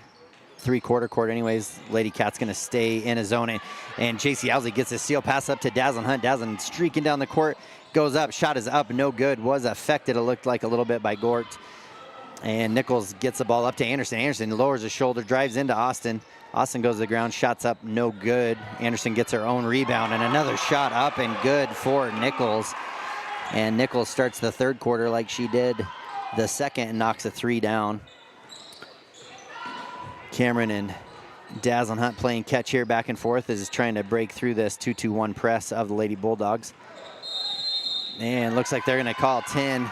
I was actually just about to say how I was impressed with them being patient and just working the ball up, and maybe just half a second too, yeah, a little too slow. Just didn't feel that panic from the crowd just yet. Usually, you know, that panic sets in at about 7 seconds. Anderson, good cut, goes up for the shot. Looks like she'll get a go to the line. See if that was on Hannah. That will go on 15, which we don't have. Must be Hannah, 14. I think, yeah, 14, Hannah Hill. And that'll be the team's first foul. And Anderson will go to the line for two. First one is up and is good. 34-19 here. Second shot by Anderson is up and no good. Rebound there by Slagle. So I would say if there was a chink in the armor of Anderson's game right now as a freshman, she's not the best free throw shooter, just going 2 of 6 so far. Daslin Hunt with the ball now. Pass over. Oh, tough pass there. JC Owsley gets it right-hand side. Shot is up. No good from the three-point line. Hill, Daslin, and looked like Otero, yeah, all kind of go to the ground. Jump ball. Ball goes to the Lady Bulldogs. Anderson will bring the ball up. JC trying to force her to a corner. Pass it up to Otero. Otero over to the Goertz, and steal there by Austin Slagle. Daslin Hunt now with the ball. Should be bringing it up for the Lady Cats. Cameron Farrell to the corner to Hannah Hill. Cross-court pass to JC Owsley. JC fake pass. Daslin Hunt, tough three-point shot. Looked like she got hit there on that shot. Oh, Austin Slagle almost getting the ball. Loose ball there. Left-hand pass to Nichols about half court, and Nichols gets it up and good. Again, Anderson's court awareness is just impressive, especially for a freshman, knowing where the players are, grabbing the steal and throwing it up the court. Oh, and Cameron Farrell with a good drive to the hole there. And I think that was maybe her first shot of the game. I don't know if I've called her name for a shot yet, and she drove there to the left-hand side and made the basket, but they're going to call the foul on the floor. Yeah. And now it'll go against Carly Jones, which will be her third, team's first. Pass out to Hannah. Hannah with a three-point shot up. Looks like it got tipped by Nichols. Anderson comes down with the ball. Another good bounce pass into Goertz. Unable to make it, but she gets it back out to Anderson. Just a couple dribbles to the left. Shot is up, no good. JC Owsley comes down with it. She's going to baseball pass it to Dazzlin Hunt. Dazzlin's not going to be able to get to it, and Anderson runs it down. 36-19, 5 minutes left here in this third quarter. Lady Cats just kind of searching for that secret weapon, I think, here. Nichols, good drive to the hole there. Left-hand shot goes up, no good. Austin Slagle doing a good job on the boards today. Kickball there by Otero. Well, and one of the things I think Weinberger needs to think about with the dribbling ability of this Wheatland team, you know, that press I don't think is very effective. I mean, we got a few on the inbounds pass when Anderson wasn't getting the ball. Right. But, man, other than that. Yeah, they've kind of gotten some easy ones. Cameron Farrell goes in, gets the ball, and then drives right in and scores. So good shot by her to get on the board. 36-21. Anderson comes full length, dribbling the ball, slices through three defenders, and lays the ball up for an easy two. Yeah, it just kind of feels like the shots are coming a little easier for Wheatland as the Lady Cats are kind of having to struggle for anything that they're trying to get. Cameron pass over to JC Owsley. A lot of cross-court passes now. Chloe Owsley has it to Cameron. Oh, Austin, nice good quick pass from Austin to JC Owsley. Shot is up, no good. JC, is she going to get in or get a foul? Oh, she's going to pick up another foul, and that'll be her third foul. That's two fouls that have happened about 80 feet from the hoop, and those are tough. And I think that's a little bit of frustration foul. She missed her shot, came back. If she would have gone for the board, she could have potentially got it because it came right back, and I think she realized that and just kind of reached out in frustration. Right. 4-11 here, and again, like you said, just handling the pressure really well as Anderson. Anderson kicks it over to Nichols. Nichols falls short. Rare miss there by her. Ina King gets it. She'll push the ball up. Pass, cross-court pass to Hannah Hill. Hannah long two. Shot is up, no good. Anderson comes down with the rebound. Anderson going to drive up the right-hand side, set up the offense here. Passes over to Otero. Otero gets it to Kyle. Kyle across court to Anderson. Anderson to Otero in the middle of the high post, left wide. Yep, Mickelson. Good defense there by JC, not letting her reverse the ball there to Anderson. Oh, good cut there by Mickelson and Anderson. Mickelson's going to go up and score there. Tell you, Weinberger must have said something to some of those players because we've seen a few of the players that weren't shooting the ball in the first half taking most of the shots at the beginning of the second half. So good job by Coach kind of pulling the girls' awareness of that. Right, and Cameron Farrell trying to drive up the sideline there, tries to pass it over the top to Ina King. Ball goes out of bounds. They're going to take a quick break. We'll do the same. We'll be right back after this. Sponsor of this broadcast is Bailey Enterprises. For over 50 years, Bailey has become the name you can trust. With Pit Stop Travel Centers, you can fuel up and stock up on trip snacks at locations all over Fremont County. You can also put your trust in Bailey Tire and Auto for service to keep handy for those times when your luck runs out on the road. Refresh at the Speedway Cafe with a dine-in meal or a round of carry-out with a variety of specials to keep you going. Go with Bailey. All right, and we're back here after a quick timeout. 40-21, Lady Bulldogs over your Lady Cats. 3:20 left here in this third quarter, and tough quarter again here. Looks like a 12-2 quarter so far for the Lady Bulldogs. Lady Cats are going to stay in this extended. Oh, looks like they're just going to maybe pick up. No, it's a 1-2-2 press. Going to pass. They've handled the pressure really okay, really minus that one little spurt there in the first quarter. Pass to Otero. Otero's going to drive in. Good kick to Nichols. Nichols just moving around and kind of getting any shot she wants, and shot is up and good for her. Chloe Owsley now with the ball. Pass to Cameron Farrell, cutting through the middle. Cameron going to get her hands on it. She's going to drive in, kind of chasing the ball around now. Gets it set up. Gets Hannah Hill in the corner. Pass back to Cameron. Ina working hard at that high post. Oh, good step through move by Ina King, and up and good for Ina. That was a great move, Kevin. You got it right below the free throw line turn, and as you said, just step through for about a 6-foot jumper. Yeah, I'm telling you, when she just lets muscle memory take over and she just gets it and makes those moves that her body knows to make, man, she does a great job. Good pass in there for the Lady Bulldogs. Kyle lobs it into Mickelson, and Mickelson's shot is up and good. Good pass there by Kyle as well to see that. Mickelson did a good job of sealing JC on her backside there. Cameron Farrell, now they're doing a good job breaking this press too. Again, getting a cross cutter. Tough shot there by Cameron Farrell as it goes up. She's got 3 shots where she didn't shoot at all in the first quarter. Yeah, and that one went high off the corner of the glass. Ooh, tough pass there from Otero. Had a little heat on it, and Mickelson wasn't quite ready for it. I was going to say, if she would have caught that ball, I'd have been impressed. Yeah, it was zipping. And Maggie Landon and Daslin Hunt check back in for JC Owsley and Hannah Hill. Anderson took a quick break, and Kyle was in for her. Daslin Hunt pass over to Chloe Owsley. Good pass there by Daslin to Chloe. Maggie Landon going to drive in. Shot is up. No good. Ina King comes in, unable to get the rebound. Mickelson comes down for it. Got Maggie Landon Maggie down. Landon looks like she went down, holding her face there. Refs aren't calling the timeout yet as the ball's still in play. Now they do. Maggie's still down on the Thermopolis end. All right, an injury timeout here. Is it her nose or her eye, Kevin? I'm not sure. I just saw her grab her kind of hand over the face. And that might have just been from the pain, because it does look like hands are down by maybe her ankle region now. So. Okay. No, they're looking at her eye. I have no idea. How about I just stay up here and just do my job up here? That would probably be good. But with that, we'll take a quick break during this injury timeout, and we'll get a word from our sponsors.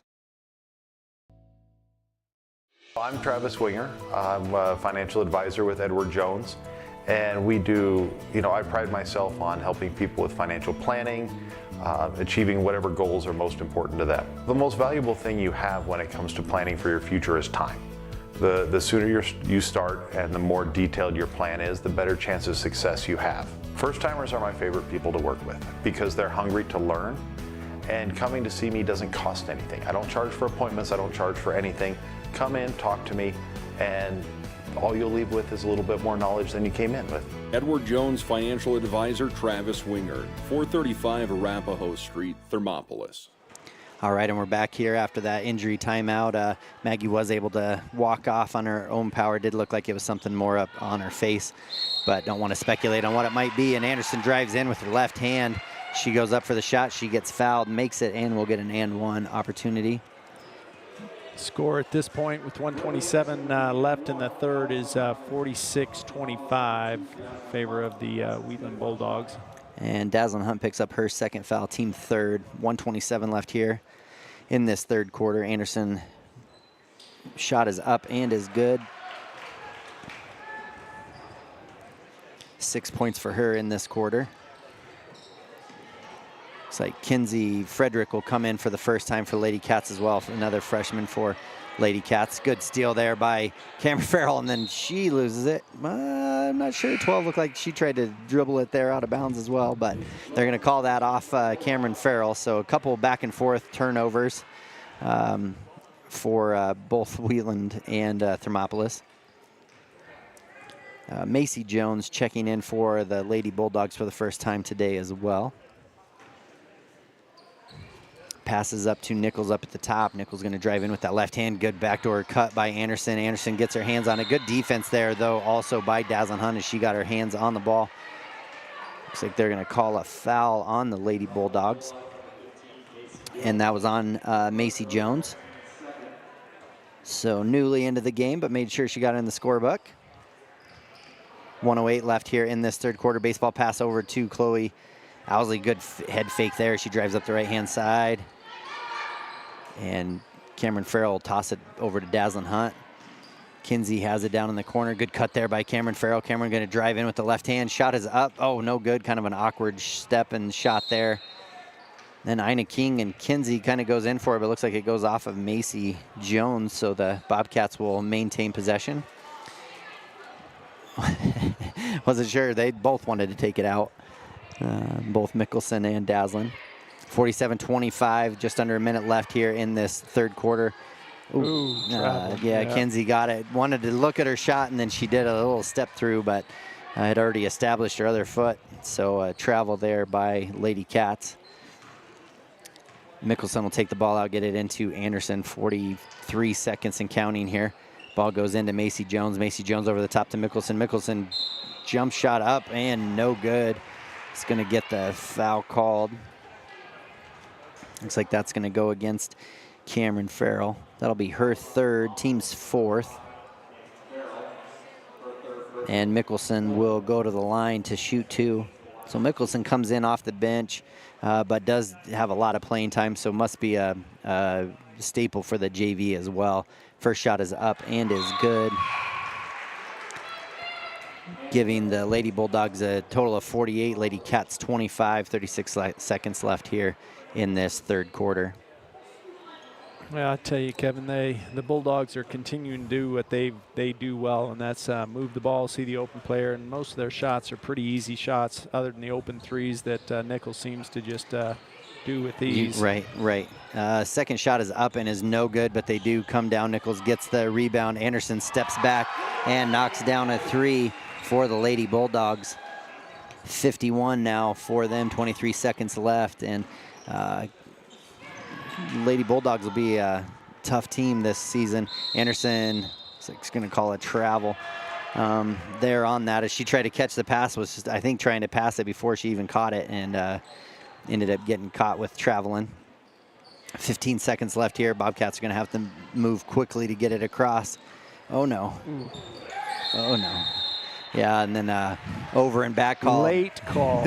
Really late call. It was the right call. There was a couple extra pivots there for Ina. I think maybe if she had gotten rid of it, I think the ooh from the entire crowd maybe gave it away too. But Ina didn't give it away. She kept working. Ball goes to Philo. Shot is up by Anderson. Bank 3, no good.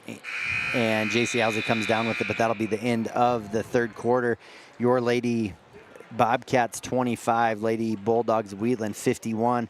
We're going to take a quick timeout. We'll be back for the fourth and final quarter of Lady Bobcat Basketball. At Teton Therapy, our people make the difference.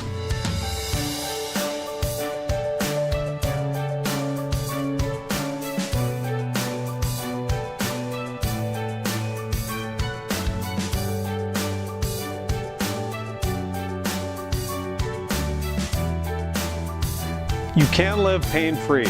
The amazing staff at Teton Therapy can help in Lander and Riverton.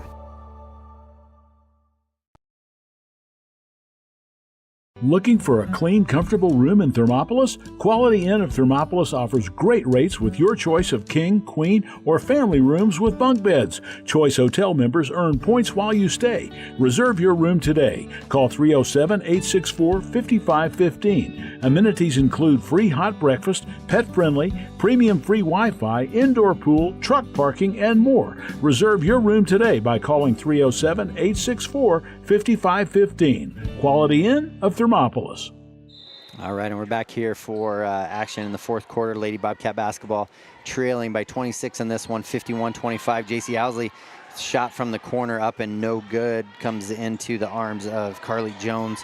She'll get it into Anderson's hands. Anderson will run this show from the top of the key here, getting everybody set up. Dazzin Hunt guarding her man-to-man. Carly Jones with it, pass up to the top to Otero. Otero pass over to Anderson on the left-hand side. Anderson going to drive in, kick it out. And no second bank 3 there for Goertz, but an offensive board. And Jones' shot is up and no good. Dazzin Hunt bring it down. Dazzin Hunt pass to Hannah Hill. Hannah Hill on the left-hand side. Pass into Ina. Good pass there, but a little, guess it was not a kicked ball, so. I know technically it's only supposed to be a kicked ball if it. Oh, good shot there by Dazzin Hunt. Way driving Hunt down the right side of the lane, way up and off the glass. Yeah, but I honestly thought she was getting ready to pass it, and then she just turned and was like, hey, there it is. So good shot there, 27-51. Just a minute gone by here in the fourth quarter. Goertz has it on the far side, pass it tough pass there. Anderson going to try to go and save it. Unfortunately, not able to get to it as Otero tossed it over the defense. Not able to get it. Ball out of bounds. Dazen Hunt taking the ball out. Cameron Farrell set to come back in. She'll come in for Chloe Owsley. And looks like the pressure is going to come off for full court anyways against Lady Cats. Cam going to drive on the right-hand side, looking for a screen from Ina. JC Owsley toss it. Tough pass there to Dazzlin Hunt as she came across the middle of the lane there. Oh, man. Ouch. Oh, all right. Turnover there by Carly Jones. She was looking to pass and then took one extra step. Ended up in a pirouette / splits. Did not look comfortable. No, it did not. Cameron Farrell with it up at the top of the key here. She's going to pass it over to Dazzlin Hunt. Going to have to look for some quick offense against this zone. Cameron pass it to Dazzlin over to Hannah. Hannah looking inside. Hannah's done a good job of looking at her post players in the middle there every time. Cameron gets it, pass out to JC Owsley. Now they're going to have some cutters. Cross-court pass to Hannah Hill. Hannah left open. Shot is up off the back of the glass. Good rebound by Ina King. Falling to the ground, and they're going to call travel on her as she falls to the ground. Never really had full possession she of didn't it. have possession of the ball when she hit the ground. The ball rolled away, so I don't know how you call that. And she called it from behind, so I think one of the other refs would have had a better visual on that. I agree with you on that one. And with that, Austin Sligo will check in for Ina King. 6:02 left in Pinnacle Bank scoreboard here, 51-27.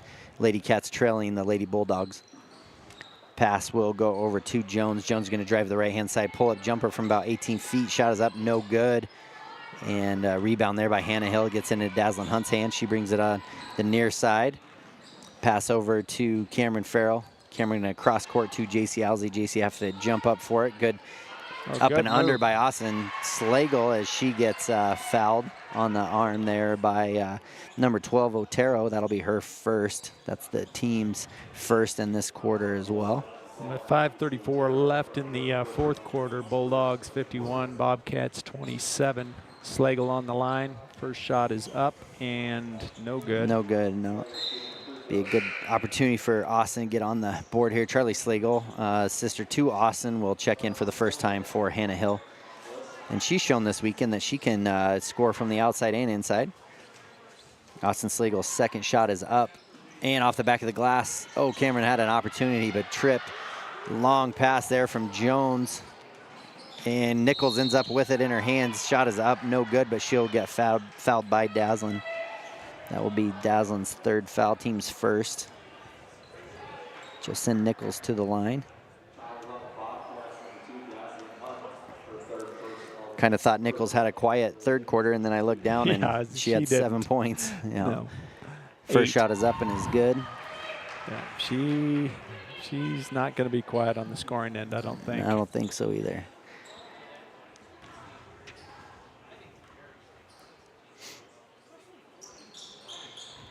Second shot is up, no good. Austin comes down with the rebound. Good rebound there by Austin. JC Owsley with it in her hands here. Gets it to Cameron Farrell. Cameron Farrell bringing it to the right-hand side. Passes to the corner.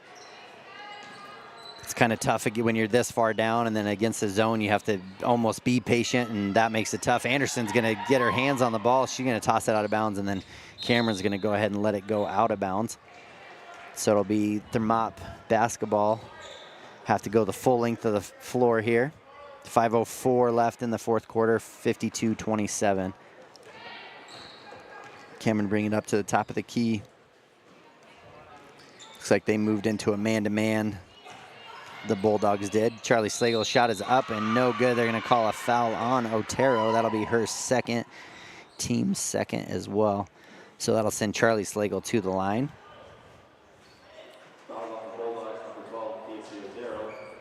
Charlie Slagle chance to have bragging rights on the home front if she puts her free throws in here. First one is up and good. So good shot there by Charlie Slagle.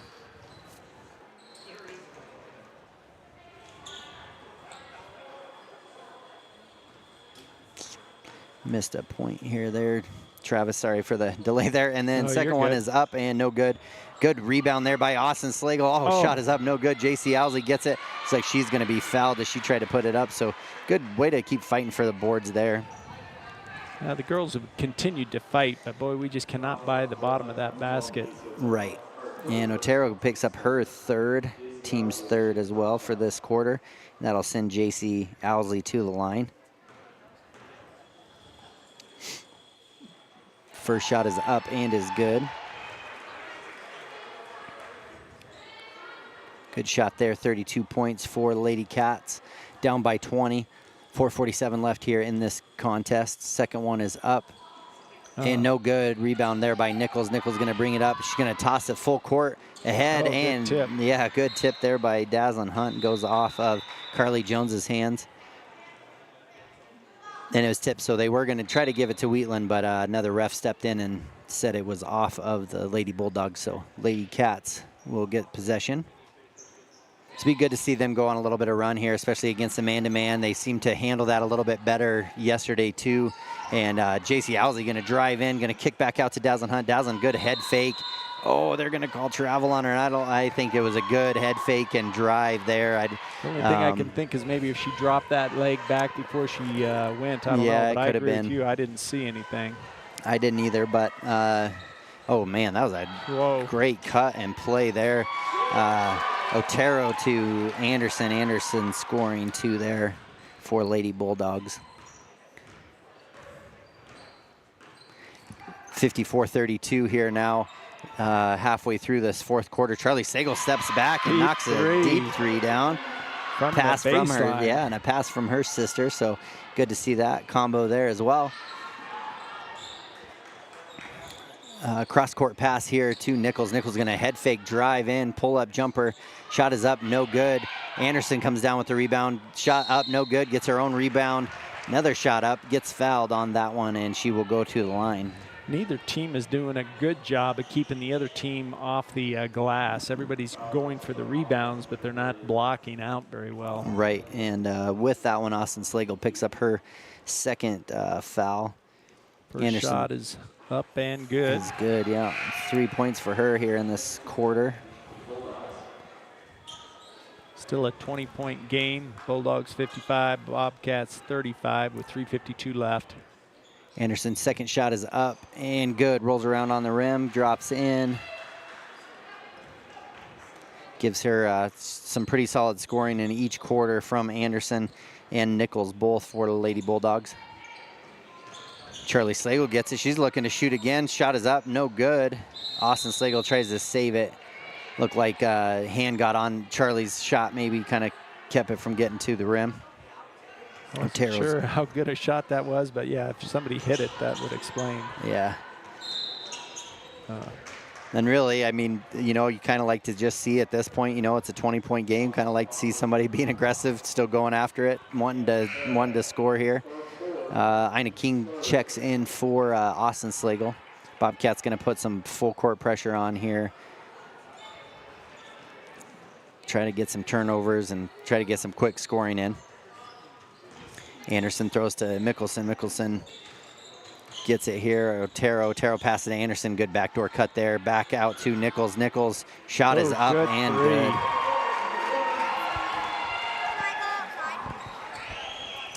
59-35, 3:15 left here in this fourth quarter, and a good shot there by Nichols as she knocks another three down as Anderson drives in and kicks it out. It'll be a jump ball. Ball will go to Lady Bulldogs. But that's been a really deathly combo there of Anderson driving in, and then when help comes off of Nichols, that then she passes over to her. Mickelson passes up high to Nichols. Nichols will get it, pass it out to the corner to Anderson. Anderson going to drive to the right-hand side. One-hand pass across court to Otero. Otero steps back, and she's going to knock down the three as well. So everybody getting involved in this one. Sorry about the video footage on that. I had a distraction on the side. No problem. And Cameron Farrell now with the ball here, passes it up to Dazzlin Hunt. Looks like they go back into, there's still a man-to-man. Good cut there by Cameron Farrell. Cameron's going to try to step up, just tosses the ball up. Ina King comes in, gets it off the backboard. She throws it up. Shot is up, no good, and rebound comes down to Carly Jones. Carly's going to get it to Anderson here in the middle. 2:28 left in this fourth quarter. Bobcats trailing 62-35 to Lady Bulldogs. Nichols now looks like they're going to maybe pull the ball out a little bit. Oh, I was going to say nope.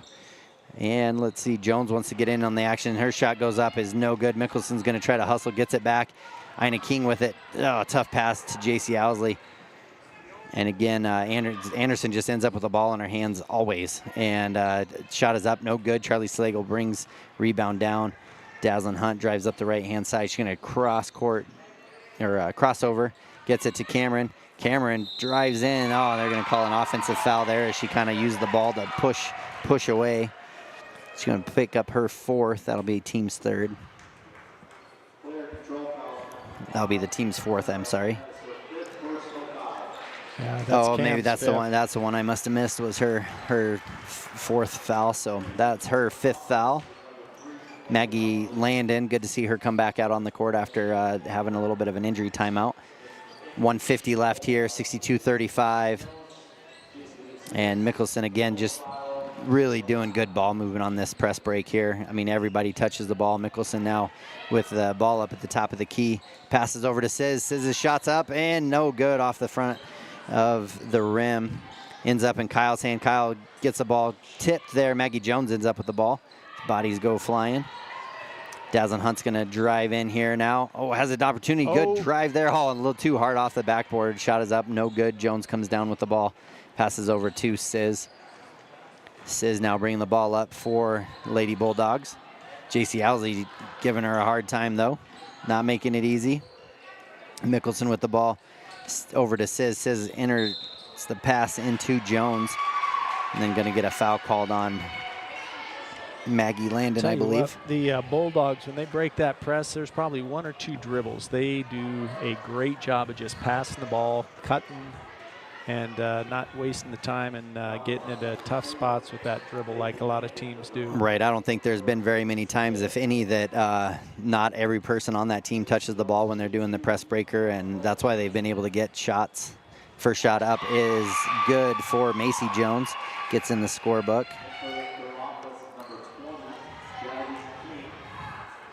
So Davidine checks in for JC, and it looks like Kinsey also checked in.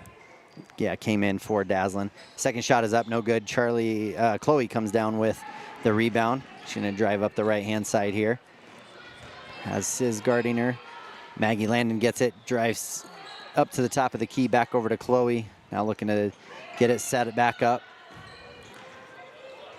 Not a lot of movement going on right now. A little confusion here. Kinsey unable to get the pass. Kyle gets the steal and drives full court. Shot is up and good. 65-35 for Lady Bulldogs over Lady Cats. 30 seconds left here in this fourth quarter. Pass to Maggie Landon. Good backdoor cut there by Maggie. Shot is up, no good. Davidine gets the rebound. Shot is up and no good for Davidine King. But she will get fouled and will go to the line. 22 seconds left, Kev. 65-35 Bulldogs. And that foul was on Philo. That will be her first, team's shot is up fourth. And off the front of the rim, no good. So Kinsey, Davidine, and Chloe, all freshmen for the Lady Cats, are all in right now, getting some time. And shot is up off the front of the rim. I think Davidine felt like it was going to be short, so she tried to hustle in to get a rebound across the free throw line a little too early. It's kind of frustrating, you know, you hear every parent and coach and everything say follow your shot when you know you're going to miss, and then you try to do it on a free throw and you just get in trouble for it. So good steal there by Chloe Owsley as they try a cross-court pass. Just 10 seconds left here in this contest. Chloe Owsley looking to scan. Another good backdoor cut by Maggie Landon. She turns, shot is up, no good. And rebound there by Mickelson as time runs out. So the end of this ball game shows Lady Cats 35, Wheatland Lady Bulldogs 65. Good, hard fought, you know, first quarter for Lady Cats, and then from there things kind of got out of hand with the scoring from Nichols and Anderson. we're going to take a quick break and get a word from our sponsors, and we will be right back after this. Stop in to Wheatland Pharmacy in Thermopolis to see what a hometown pharmacy really feels like. It's the only locally owned and operated pharmacy in town, and they are a compounding pharmacy to boot. They offer prescriptions, medical equipment, Medicare open enrollment, medication therapy management, and more. Wheatland Pharmacy can save you time and money. The service you deserve from the neighbors you trust. Wheatland Pharmacy, conveniently located inside Max Market in Thermopolis. Here in Wyoming, we live by the spirit of the Wild West. Now where the sun's a little brighter, where the snows that fall are a trifle whiter, where the bonds of home are a wee bit tighter, that's where the West begins. We're the bank that's with you wherever that spirit, because we're more than a bank in Wyoming. We're Wyoming in a bank. Pinnacle Bank, the way banking should be.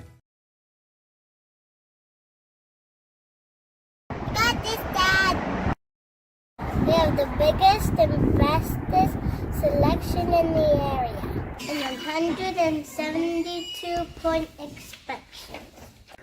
I still remember they're almost as smart as my dad. Ask for my Uncle Joey, he's the best. Pay up.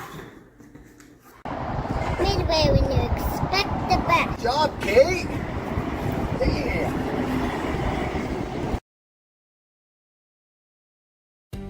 For a place to relax, sip on your favorite specialty lattes or tea, and find the best gifts for any occasion, Storyteller is the place for you.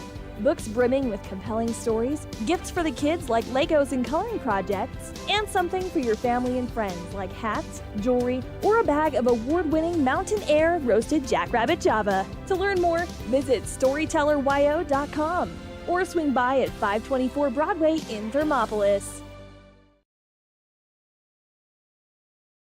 The choice is yours. Sutherland's Friends of the Family Plus Consumer Credit Card lets you choose from 5% off instantly at the register or special financing on qualifying purchases. That means no forms, no waiting, no rebates. You can choose 5% off instantly with your Sutherland's credit card. Got a big project? Choose special financing. The choice is yours with Sutherland's Friends of the Family Plus Consumer Credit Card. Subject to credit approval. Minimum monthly payment required. See store for details. Only at Sutherland's.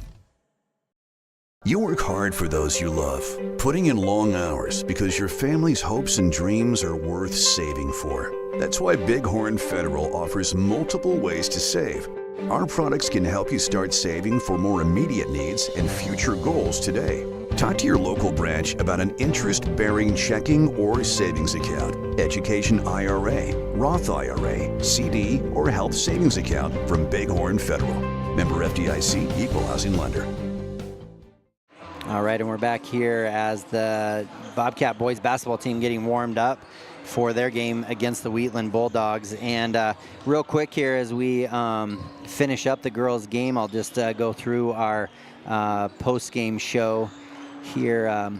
Again, want to thank our Click It or Ticket sponsor for this as well. And looking at game stats, I am running like 3 points short here for the Lady Cats, so I missed something in there as we went. But what I have right now is Dazzlin Hunt had 7 points. She did have 3 fouls, went 1 of 2 from the free throw line. Cam Farrell did foul out of the game. She ended up with 4 points in the third quarter. And looks like JC Owsley led the Bobcats with 14, scoring most of hers in that first half. 13 of her 14. She went 1 of 2 in the fourth quarter. And then Ina King with a bucket for 2 points. Hannah Hill went 1 of 2 for 1 point. And then Charlie Slagle scoring 4, went 1 of 2 from the free throw line and then hit a 3 as well.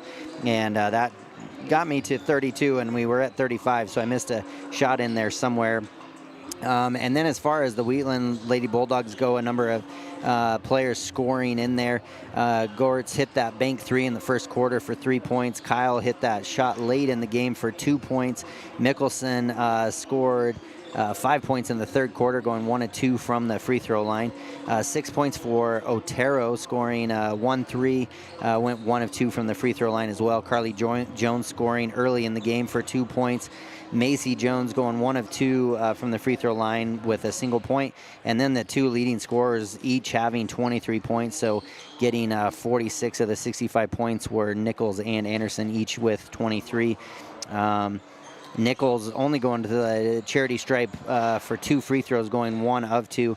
And then Anderson going a number of times here.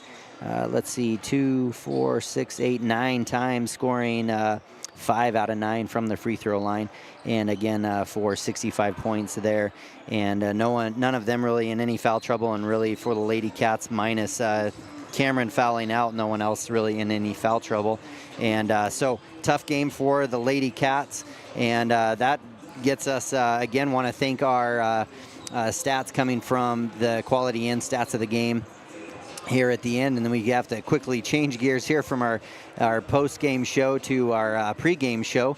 And again, that is our sponsor here by WyoToday pre-game show. Again, those of you listening on 101.7 KDNO, appreciate you taking some time this afternoon on a Saturday and listening to us. And then those of you also live streaming our game on the YouTube WyoToday channel. Again, if you haven't done that, subscribe to it, and then also click on that bell for the notifications so we get these games. So changing gears quickly here, Travis, how about we go right into some of the keys to the game here for Coach Corpening's Bobcat basketball team? Well, as Coach Corpening had talked about before, his focus has been on defense, trying to pick up the intensity. We saw that great job yesterday, a lot of increased intensity and energy on the floor. So hope to see that again today as we run into a 3A opponent that's going to be a little more challenging, I think, than we saw from Moorcroft yesterday. Both teams today are coming in 2-0 after their experiences yesterday.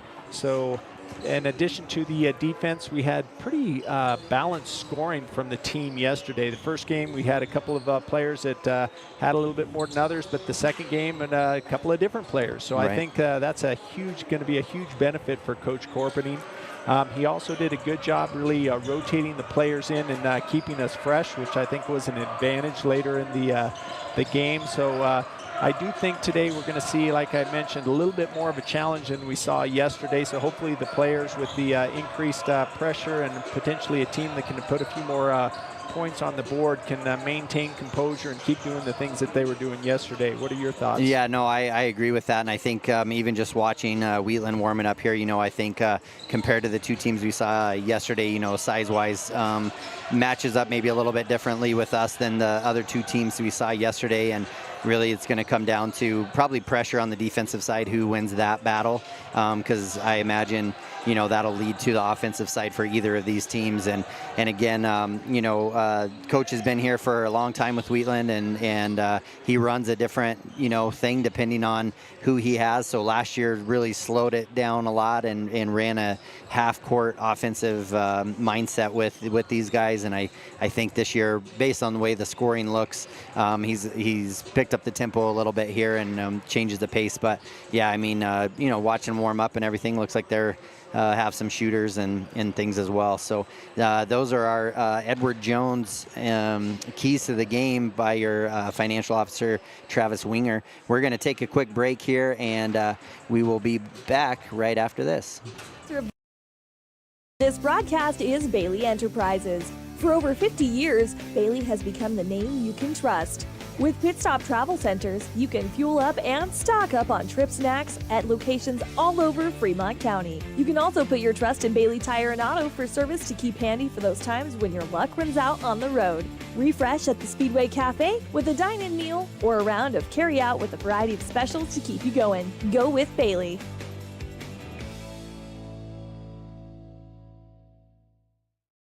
I'm Travis Winger. I'm a financial advisor with Edward Jones. And we do, I pride myself on helping people with financial planning, achieving whatever goals are most important to them. The most valuable thing you have when it comes to planning for your future is time. The sooner you start and the more detailed your plan is, the better chance of success you have. First-timers are my favorite people to work with because they're hungry to learn, and coming to see me doesn't cost anything. I don't charge for appointments, I don't charge for anything. come in, talk to me, and all you'll leave with is a little bit more knowledge than you came in with. Edward Jones financial advisor Travis Winger, 435 Arapahoe Street, Thermopolis. All right, and we're back here for this pregame show here, and we'll wait here on the starting lineups because I know Coach Corpening has changed it up on us a little bit as well as far as who he's looking to start, and wasn't able to get either starters for either team here to start off the game, and so it'll be interesting to see. And I think you're right, Travis, we kind of talked during that break that maybe height-wise not outsized, but out thickness, you know, a little bit. Like they're looks like some pretty strong boys. They are looks like a junior senior strong team, about 5 juniors or 5 seniors, 5 juniors on the team. Again, not kind of the roster shows a lot of, that's kind of just showing where they're at on JV and varsity, so not sure how many of those all play up, but yeah, I mean, you know, Mick runs a good team over here in Wheatland, and I had the pleasure of coaching against him. He's a good guy, cares about these kids, does a lot of coaching, so I know he always has them on, so it'll be a good task for these boys to come up against a strong Bulldog team. Well, and as we have a little bit more time left, Kevin, you might want to run through some of the stats from last night since we weren't able to televise or announce that game because of our right, internet problems. And one of the exciting parts to that is, you know, everyone that on the Bobcat team scored last night. Jet ended up with 2. He did foul out early in the game, early in the third quarter there. Gerber was second leading scorer with 13 in that game. Bomengen came down with 4. He had a really strong first game, and then like you talked about, I mean, it would just kind of change based on who was there, and that's what's exciting about this is there's 10 guys that on any given night can be the leading scorer. Weber, he's had a good third quarter, scored 5 points. Cole knocked down a 3 late in the game. Also, Del Duke scored 7. Armani Duke scored 6, went 100% from the free throw line, 6 of 6. Zach Hasty, was good to see him get started. He kind of got the scoring started for the Bobcats, scoring 8. Potter led the scorers with 18, and then you know, Andrew kept his shooting going and knocked down 2 more threes for 6 points. So it was really good to see them. You know, Southeast ended up with 3 in double digits, but that was really all their scoring. You know, came 34 of their 42 points came from 3 of their players. And some of that came late in the game, but the Bobcats again, you know, winning by 30, going 72-42. We're going to take a quick break while they do starting lineups, and we'll be right back after this. At Teton Therapy, our people make the difference.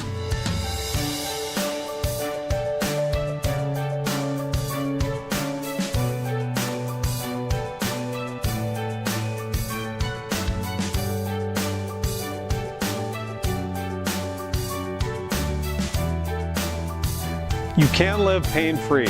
The amazing staff at Teton Therapy can help. In Lander and Riverton.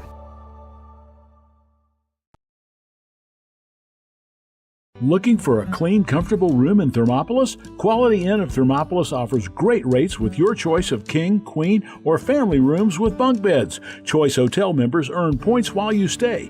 Reserve your room today. Call 307-864-5515. Amenities include free hot breakfast, pet-friendly, premium free Wi-Fi, indoor pool, truck parking, and more. Reserve your room today by calling 307-864-5515. Quality Inn of Thermopolis. Stop in to Wheatland Pharmacy in Thermopolis to see what a hometown pharmacy really feels like. It's the only locally owned and operated pharmacy in town, and they are a compounding pharmacy to boot. They offer prescriptions, medical equipment, Medicare open enrollment, medication therapy management, and more. Wheatland Pharmacy can save you time and money. The service you deserve from the neighbors you trust. Wheatland Pharmacy, conveniently located inside Max Market in Thermopolis. All right, and we're back here. Sutherland starting lineups for the Bobcats goes back to what they did yesterday with Longwell, Gerber, Weber, Potter, and Howell starting it off. And then for the Wheatland Bulldogs, you have Lee Racer, Stinson, Nichols, Peasley, and Heitch. So Wheatland ends up with it as the Bobcats knock it out of bounds on the opening tip-off. Bobcats come out in a man-to-man defense. Weber tries to poke the ball away and doesn't. Oh, it's going to go out of bounds off of Stinson, so good defense there by Weber as he kind of pokes it away, but knocks it off of Stinson's arm. So Andrew Howell will bring the ball up for the Bobcats. Bobcats wearing their black uniforms, gold on the shoulders. Oh, good nice pass there into Potter as Potter picks up where he left off. Assist from Jet Long. Oh man, that was Great such a pretty just high-low. It has been deadly so far. So tough defense here for Bobcats. So the seniors kind of come out and putting some pressure here. Stinson with the ball now. Passes over to Nichols. Nichols gets it into Peasley's hands. Now we're up at the top of the key here with Heitch. Drive here to the baseline. Shot is up and good there for number 24, Heitch. Andrew played really good defense and then just kind of swiped at the ball right at the end. And that will be his first. Defensive intensity at the Bobcat boys is looking good as we get started. Right. Scores 2-2 early with 7:09 left in the first quarter. Shot is up and good. So 3-2, Wheatland is leading. Andrew brings down the ball down the left side, pass up to Potter, who drives down the middle, up and good. Good job by Brody there.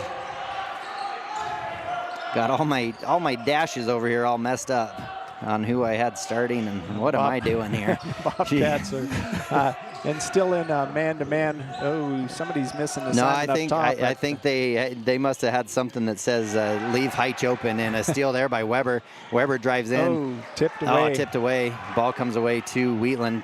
Definitely a different pace than what we saw from Wheatland last year. So cross-court pass does get knocked away, so good defense there by Andrew Howell. Like you say, you kind of expect that when you see their final score, because last year they were scoring 20 and 30 points in the entire game, and they had points of 50s and 60s yesterday. Yeah. So the Duke boys come in for Andrew and Canyon as they check in for the Bobcats here. So Del Duke's up on the top here guarding. Stinson, looks like Weber has him on him. Armani Dukes, good defense there, going to get a travel called, I believe. Yep. And good defense there by Monty as Lee Razor tried to drive in and tuck the ball away, but got an extra step in there. Ellis Weber going to bring it up on the right-hand side, now gets into the middle. Bobcats call out a play here. Del Dukes with it, looks for a screen from Jet, gets it over to Armani. And a trap comes against Weber. Someone needs to come up and help him. Lost his dribble. But Jet still comes to the ball, does a good job. Jet drives in, shot is up. Kind of a tough shot as he lost his balance. Monty Dukes then gets his hands on it, but ball goes out of bounds. So Jet took the right shot, but he kind of lost control of the ball at the end. It almost would have been better to throw the ball to somebody. But yeah, it ended up being a tough shot. Kind of got, I think, tripped over his own feet as he came through the lane. 5:50 left here in this first quarter. Bobcats leading 4-3. Good defense by Ellis Weber, always a solid defender for these Bobcats. Ball goes over to Nichols. Nichols passed down in the corner. Brody's going to go ahead and let him shoot, and I was going to say on that, Heitch does end up scoring there. Heitch with about a 15-footer.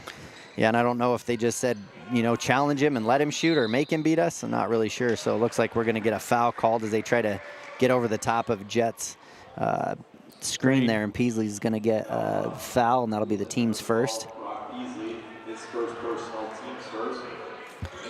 And looks like Del Dukes was set to take it out. Cody Bomengen coming in for the first time, and Zach Hasty as well, as Armani and Ellis will go and sit down.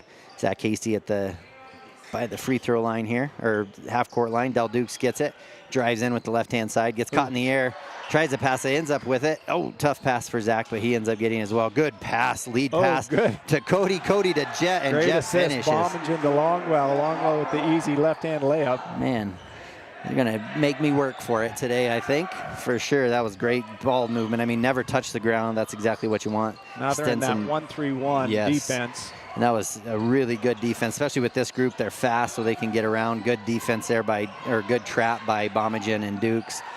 Back to the corner.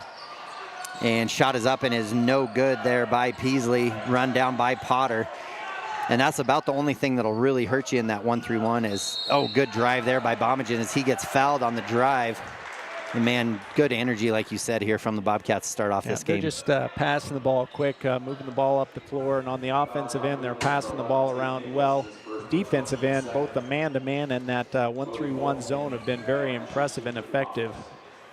And Nichols picked up his first foul for the Wheatland Bulldogs, second team foul. First one up for Bomengen is up and no good. Second one for Cody is up and off the back of the rim, no good. Jet almost gets in, but Peasley comes down with it for the Bulldogs. Bobcats are leading this one by 1, 4.5 minutes left here in this first quarter. Ooh, Step through, no good. Potter comes down with the ball. Cody Bomengen has it, gets his hands on it. Pass over to Zach. Zach looks for his shot.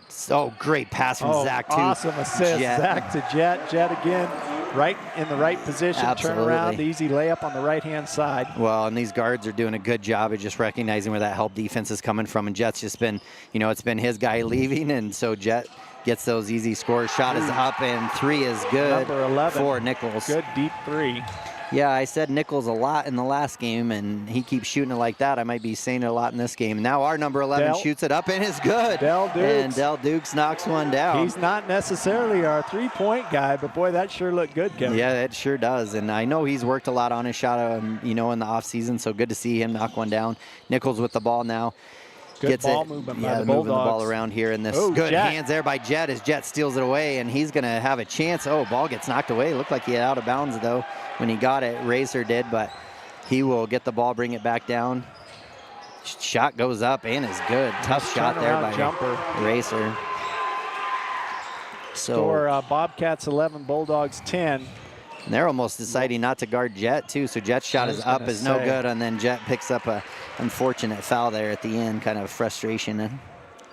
Yeah, I agree with you. I think they're kind of, based on Longwell in the past, probably known history, saying let's make him prove it to us, which he has down low. He kind of missed that, 8 or 9 foot jumper. Yeah, I mean, he's had 4 good looks at it. It's knocked down 2 of them. Racer will have the ball here as he brings it up against the Bobcats 1-3-1. Peasley has it, passes to the corner, going to get it up to Racer. Racer's going to have a 3. Shot is up, no good, but they run down the offensive board, and Racer has it now after he gets it passed from Nichols. Gets into the hands of Peasley. Peasley going to pass it over to the corner as well, and again, good ball movement. If there's one thing, Wheatland can be patient on offensive side of things. Out of bounds, stepped on the line, and that is going to be out of bounds on Stinson. Good defense there by the Bobcats. Good patience. Score still Bobcats 11, Bulldogs 10 with 2:38 in the first. Gerber checks in for Del Duke. So a little different substitutions now for the Bobcats from what we saw yesterday, where it was kind of a 5-in, 5-out.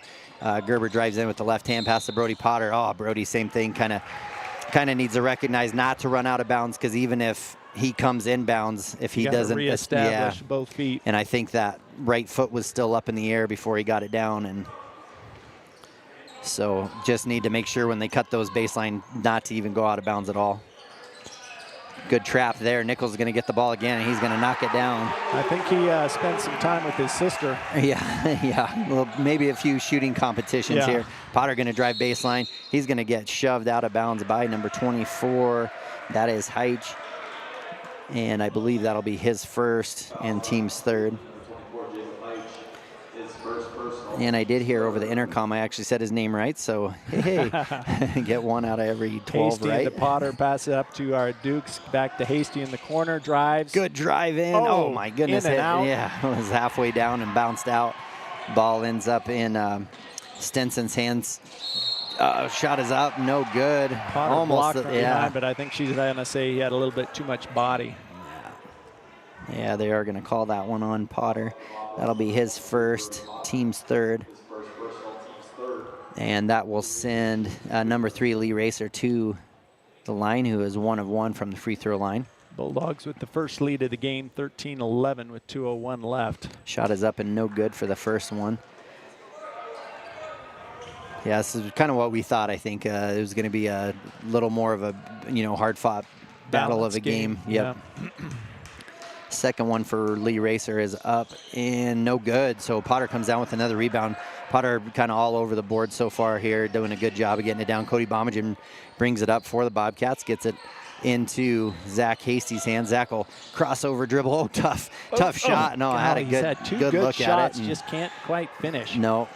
And I think had he been able to get a better handle on the ball, Gerber was there in the corner. Oh, he stepped out of bounds again, and that's twice now that Stinson is just driving, and I think he's expecting more contact from our players and not getting it, and he just dribbles out of bounds. So Gerber will bring the ball up for the Bobcats. Pass over to Zach Hasty. Zach looking, Monty working hard in that low post. He's gonna come set a screen. Oh, offensive foul, moving screen there. And that's a tough one because he set the screen, but then he also started rolling a little too early, never really set his feet. And that's sometimes you almost wish you could, as a coach, you could say, hey, can I issue half of that to Zach because he left a little too early if it had just been a little bit more patient. But they don't let you do that, if you're wondering. Looks like Andrew's got a bracelet or something, or a necklace on. Right. That's twice. You'd think he'd learn after the first time. Being a senior, hopefully he'll get that figured out. That's right. And Gerber here on Stinson, and then Nichols gets the ball. Back to Nichols. Nichols' shot is up and a little strong there. Monty Dukes comes down with the rebound. Andrew Howell comes down with it. Pass up to Gerber. Gerber, hard pass to Armani. Good deal there. Monty back out to Gerber. Gerber's shot is up and off the back of the rim. Brody runs it down. Good hustle play by him as he drives in. Good pass from Potter. Oh, go up, Monty. Go up right away. Monty just is faking too much. The last 2 days he's trying to pump fake, and sometimes when you get that quick pass, you just got to catch and shoot. And I think if he would have done that, but he does get fouled, so Monty will be shooting too. That's right. Score is still Bobcats 11, Bulldogs 13 with 56.5 left on the clock. First quarter. First shot is up and no good for Armani. And which is too bad. Monty going 100% yesterday, 6 of 6, missing that first one. But that was a first foul on Stinson for the Bulldogs. Number 40, Goertz comes in for the Bulldogs. And second shot is no good. Second shot is up and no good. So 13-11, the score stays just under a minute to play here in this first quarter. We have Mickelson in his first action for the Bulldogs, and a little screen and roll. Monty and Cody switch that. Oh, good steal there by Monty as he read that. Gets his hands on it. Good steal there. Gets it out to Gerber. Gerber patiently just waits. Oh my goodness. Andrew Howell from way deep up and no good. Shot well yesterday, but that one might have been a little bit deeper than what coach might want. Extra 4 feet deep on that shot. And then foul on Armani Dukes. That'll be his second and the team fifth, so that's going to send him to the line with 25 seconds left. And Racer, who went 0 for 2 on the last, he's 1 of 3 right now from the free throw line. Shot is up and no good off the front of the rim. So again, free throw shooting, keeping both teams where they are right now. As Armani has to sit with 2 fouls, Jet Longwell comes in for him. Second shot for Lee Racer is up and no good. And Brody Potter comes down with another rebound. Cody Bomengen brings it up on the near side here. And will drive right in, slices to the rim and scores. Good shot there by Cody Bomengen. Good to see us get off those 11 points right there. Yeah, we were on 11 for a while. Yeah. Ooh. Good defense there by the Bobcats, and Lee Racer gets an even better shot up and scores for them. And shot is up, no good by Cody Bomengen, who is known to knock down some shots on the buzzer at the end of quarters. Actually, I think that was Drew. Well, yeah, that was Drew. Okay. Yeah, he kept it thinking, I shot well yesterday, I'm going to do the honors. That's right. So Pinnacle Bank scoreboard shows Bulldogs leading 15-13. We're going to take a quick break from our sponsors. We'll be back for the second quarter right after this. Here in Wyoming, we live by the spirit of the Wild West. Now where the sun's a little brighter, where the snows that fall are a trifle whiter, where the bonds of home are a wee bit tighter, that's where the West begins. We're the bank that's with you wherever that spirit, because we're more than a bank in Wyoming. We're Wyoming in a bank. Pinnacle Bank, the way banking should be. All right, and we're back here for second quarter action. Bobcat basketball, pretty fast-paced game here as the Bulldogs lead this one 15-13. And again, you want these contests, I think, for the Bobcats too here early, especially trying to figure out rotations. Who do you want out there? What do you want to see from your your team leaders, your scorers, and everything like that? So as fun as the games were yesterday, you also want these hard-fought games too to see how the team perseveres through these as well. So excited to see how this game plays out as we get ready to start the second quarter. Bobcats trailing 15-13 in this game. Ellis Weber in, pass over to Gerber. Gerber gonna bring it up, get it back to Ellis. As they crisscross, pass over to Brody. Brody's gonna cut. Drive baseline, and then he had a little shuffle step there, and sometimes he gets a little too excited, drops that back foot as he's stepping with the front one, and the ball hasn't hit the ground yet. Yeah, and that baseline drive for him is really powerful, so I know I can see kind of what they're wanting to do to try to get him attacking the rim. Wheatland plays a little bit of a tighter offense here as far as keeping everything close to that three-point line.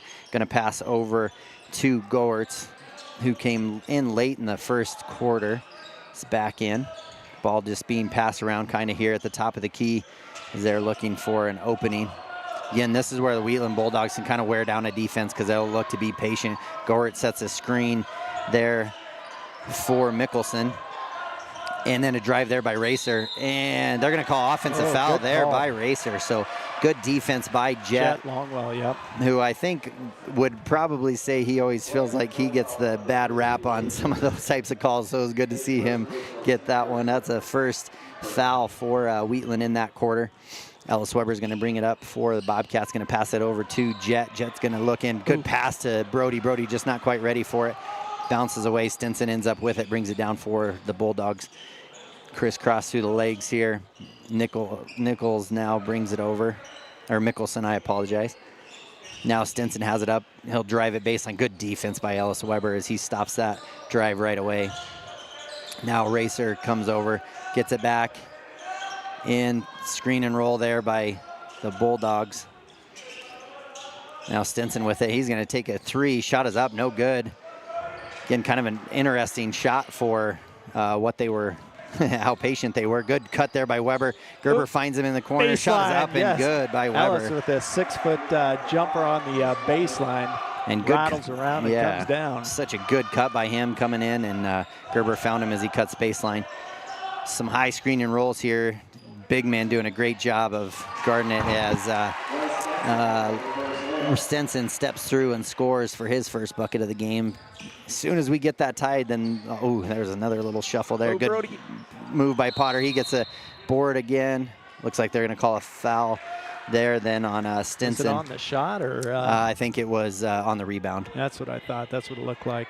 So Brody had a good drive baseline, just couldn't find it, and then he and Ellis were kind of battling to get the rebound. And right, and I think Stinson kind of grabbed Ellis and tossed him out of the way. Good play there. Monty Dukes goes up, no good.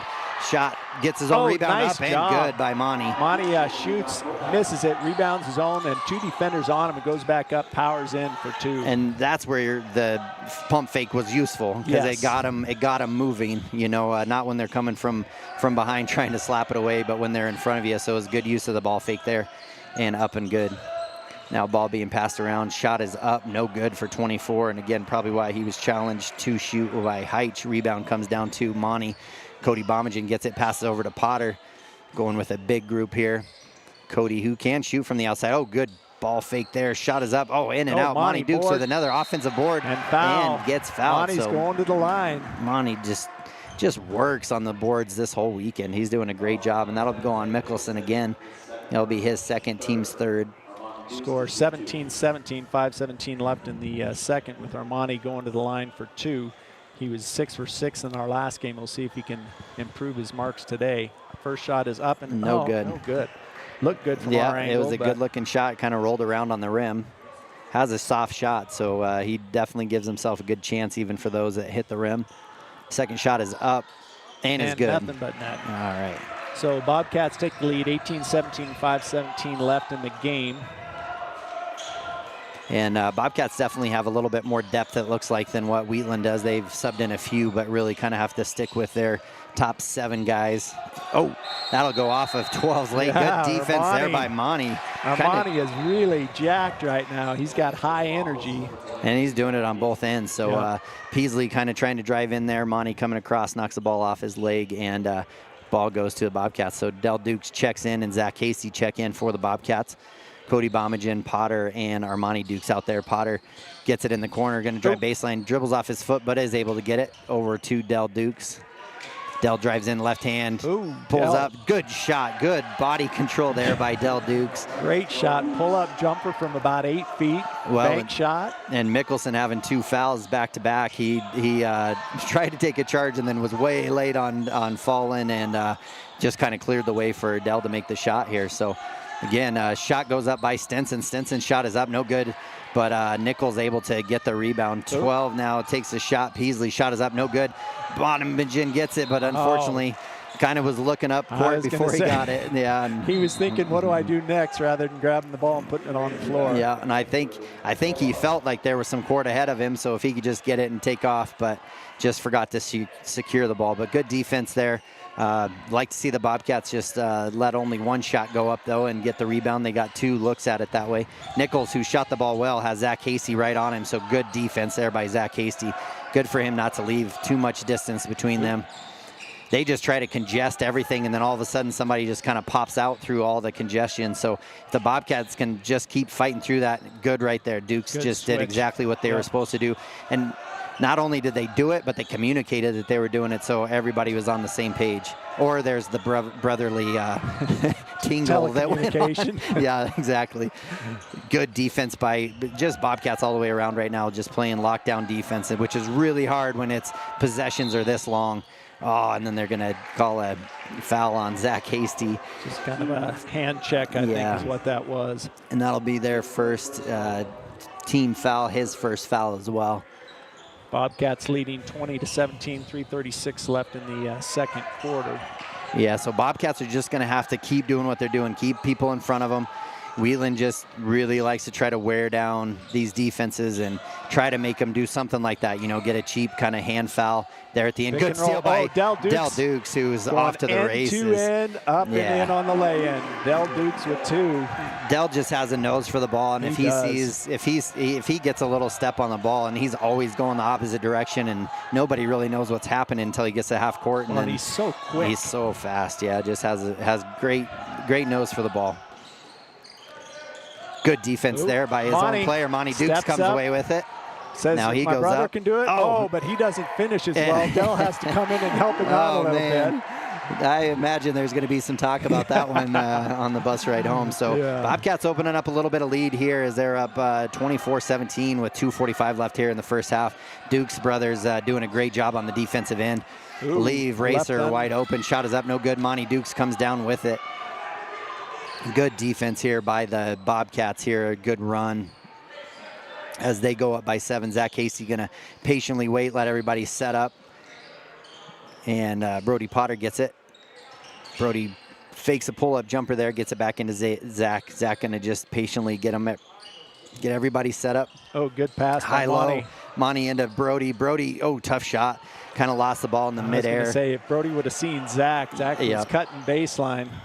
And I think Wheatland must have some pretty quick hands, because that's about the 3rd time our big guys have driven in and ended up losing the ball. And dribble out of bounds by Nichols as, Zach Hasty just locks him down. Shorts, man. Yeah, he was. And, good defense again. That's like the 3rd or 4th time the Bobcats have forced them to just dribble out of bounds. Oop. And poke away defense there by Racer.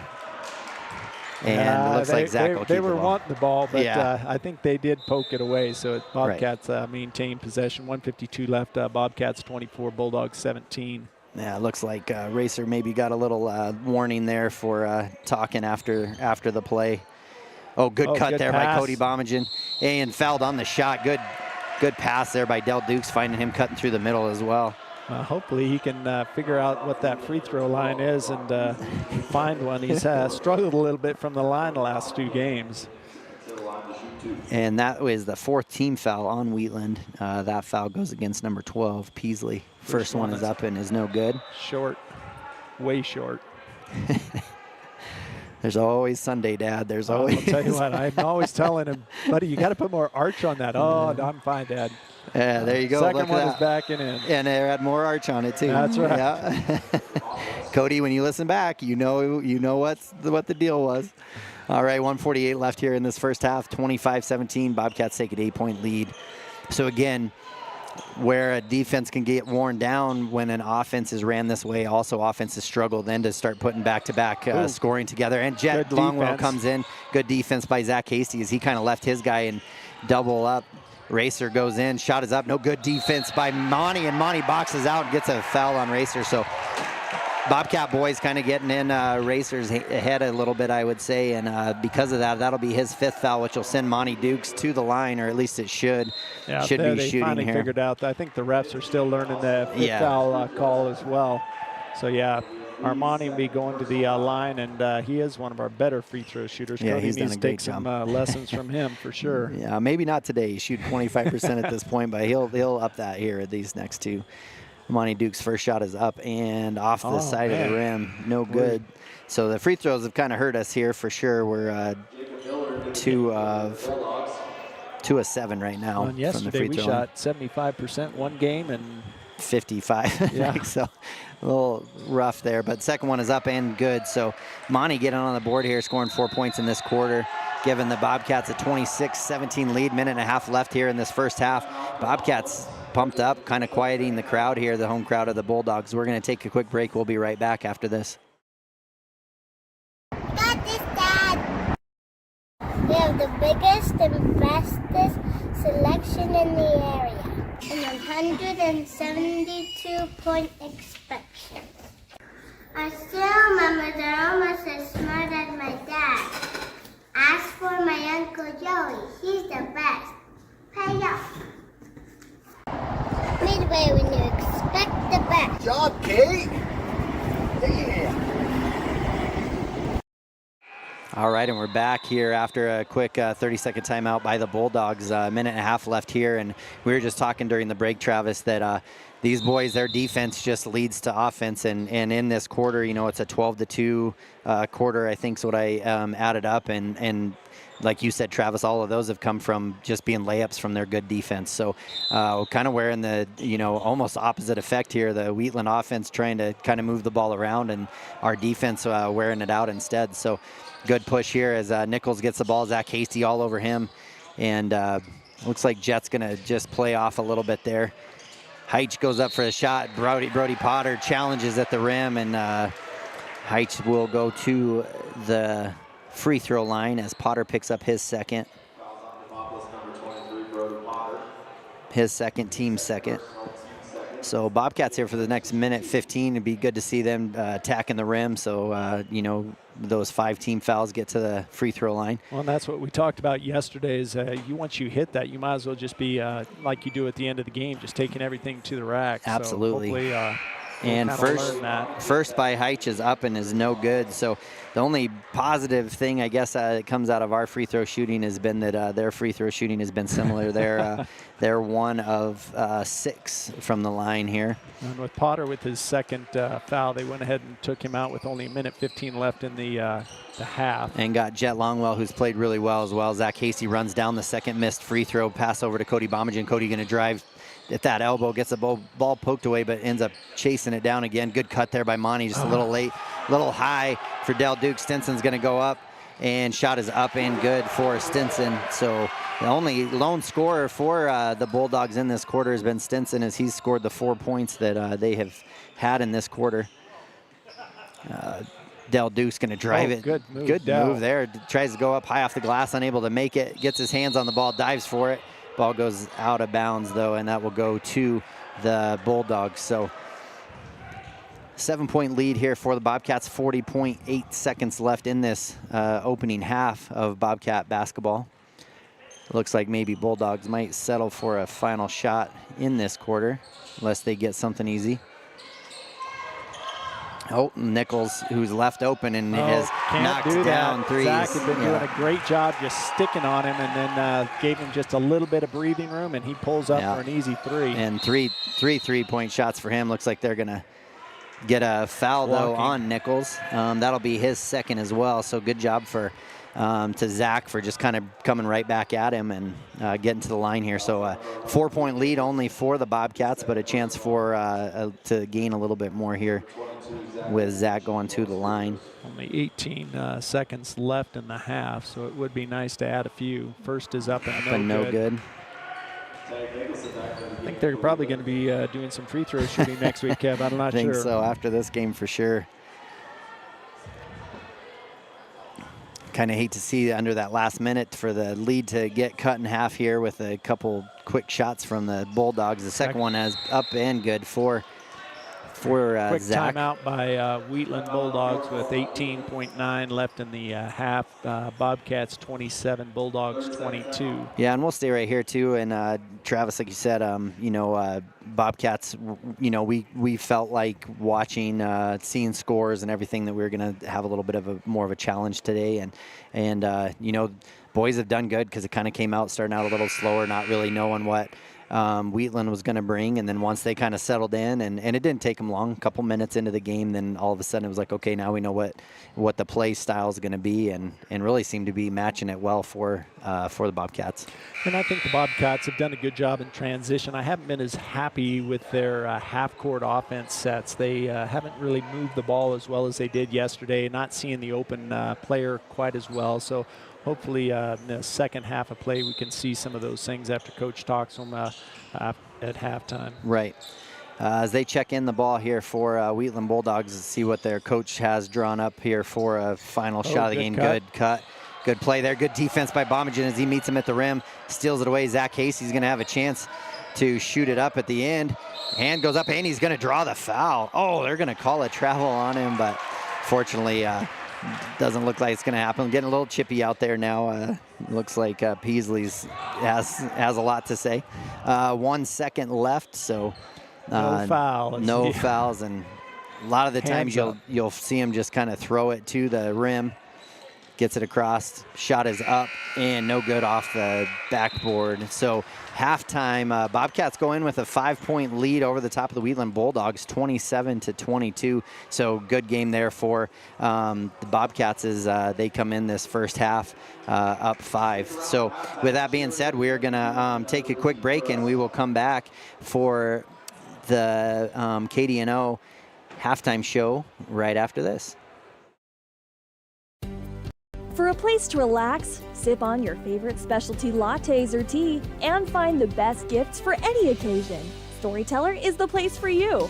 Books brimming with compelling stories, gifts for the kids like Legos and coloring projects, and something for your family and friends like hats, jewelry, or a bag of award-winning Mountain Air roasted Jackrabbit Java. To learn more, visit StorytellerWyo.com or swing by at 524 Broadway in Thermopolis. The choice is yours. Sutherland's Friends of the Family Plus Consumer Credit Card lets you choose from 5% off instantly at the register or special financing on qualifying purchases. That means no forms, no waiting, no rebates. You can choose 5% off instantly with your Sutherland's credit card. Got a big project? Choose special financing. The choice is yours with Sutherland's Friends of the Family Plus Consumer Credit Card. Subject to credit approval. Minimum monthly payment required. See store for details. Only at Sutherland's. You work hard for those you love, putting in long hours because your family's hopes and dreams are worth saving for. That's why Bighorn Federal offers multiple ways to save. Our products can help you start saving for more immediate needs and future goals today. Talk to your local branch about an interest-bearing checking or savings account, education IRA, Roth IRA, CD, or health savings account from Bighorn Federal. Member FDIC, Equal Housing Lender. A proud sponsor of this broadcast is Bailey Enterprises. For over 50 years, Bailey has become the name you can trust. With Pit Stop Travel Centers, you can fuel up and stock up on trip snacks at locations all over Fremont County. You can also put your trust in Bailey Tire and Auto for service to keep handy for those times when your luck runs out on the road. Refresh at the Speedway Cafe with a dine-in meal or a round of carry-out with a variety of specials to keep you going. Go with Bailey. All right, we're back here for the KDNO halftime show. And again, thanks to all of our sponsors for letting this be possible. Those of you listening on 101.7 KDNO, appreciate your time with us. And then those of you also streaming live on our YouTube channel, just appreciate you spending time on the WyoToday. And also shows the Bobcats with a 5-point lead, 27-22 over the top of the Wheatland Bulldogs. And as we get into our stats of the game here, as I find the right screen without hitting other extras. Our quality in halftime stats of the game show, we'll do fouls here first. Longwell with 1, Armani Dukes with 2, Zach Casey with 1, Potter with 2, and Andrew Howell with 1. So nobody really in any foul trouble as we speak here. Longwell does score 2 early buckets, 4 points for him. Bomengen with 3 points, going 1 of 4 from the free throw line. Ellis Weber with 2 points. Dell Dukes with those great steals and buckets in the second quarter, but ends up with 9 points. And then Armani Dukes with 4 of his own. Shooting from the free throw line, not as well as he did yesterday, only going 2 of 6 from the free throw line. Zach Casey contributes 1 of 2 from the free throw line for a single point, and Potter has 2 early buckets as well for 4 points. So again, kind of scoring going all around for them. For the Wheatland Bulldogs, again, multiple with 2 fouls. Racer, Mickelson, Nichols, Peasley, all with 2 fouls. So if the Bobcats can put some pressure on them that way, that's maybe where it could come, would be keeping attacking them. As far as scoring goes, Racer has 7 points for them, scoring all of those in the first quarter. And then Stinson scoring 4 points in the second quarter. And then Nichols, again, knocking down those 3. He's knocked down 3 for 9 points for the Bulldogs. And then Heitch has a bucket for 2. So holding the Bulldogs only 7 points in the second quarter was good by the Bobcats. And again, trying to attack. We've seen a little bit different. What are your thoughts as far as, we've seen a little bit difference in, rotations this time. What are your thoughts on how those rotations are going? Well, Kevin, he talked about early before the weekend that he was going to be trying to figure out who plays well, what matchups are going. And I think, we have seen a few different rotations today. I think, he experiments with some of the speed. Some of them are better defensive. Sometimes it's the long ball, getting all the big guys out there. But I think it's still working well. We didn't see as much of a platoon effect as we did yesterday.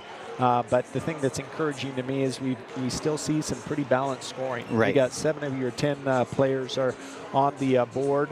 And I think that's going to be the most positive thing moving forward, is just to try to keep that the balance in that scoring. And, it's different players each game. Right, Dale Dukes is coming up with the leading score right now with 9 points. Mm-hmm. He had the 3-point shot, and then his defense has led to some of those easy layups. But, that's what I think is great. Yeah, absolutely. And I agree. I think, they're just going to go in, and you're just going to have somebody each game, each day going to step in and step up in a different way. And so, those defenses led to most of their offense again in this game. It's given them a lead. I think one of the big things that could come down in this game is they really do need to lock down when it comes to their free throw shooting.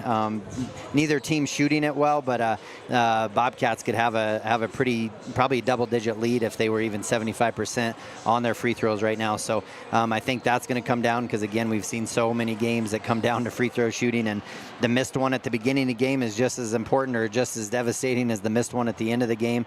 You kind of hold on to the ones at the end of the game a little bit more, but I think that's a big one for these Bobcats. Come out and be interesting to see how they start off this second half, see what kind of adjustments they need to make. And then, like I said, you know, coach for Wheatland, he's been here a long time. He knows kind of how to get his boys going and what adjustments he needs to make too. So Bobcats will have to be ready for that. I'll be interested to see if they go in that 1-3-1 again too. I know it.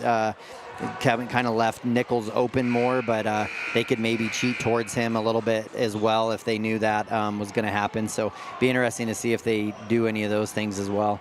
The other thing, we really haven't seen much of the full court press. They did that quite a bit yesterday, had some success, so I wouldn't doubt that at some point in the second half you might try that and see how they do. Right. No, and I agree. I think that would maybe get them panicked a little bit to, you know, maybe throw the ball around a little bit, get our boys to get a few steals and maybe get some points on the board too. Kind of leads to quick shots for them. We're going to take a quick break here during the KDNO halftime show, get a word from our sponsors. We'll be right back after this. I'm Travis Winger. I'm a financial advisor with Edward Jones, and we do, you know, I pride myself on helping people with financial planning, achieving whatever goals are most important to them. The most valuable thing you have when it comes to planning for your future is time. The sooner you start and the more detailed your plan is, the better chance of success you have. First-timers are my favorite people to work with because they're hungry to learn, and coming to see me doesn't cost anything. I don't charge for appointments, I don't charge for anything.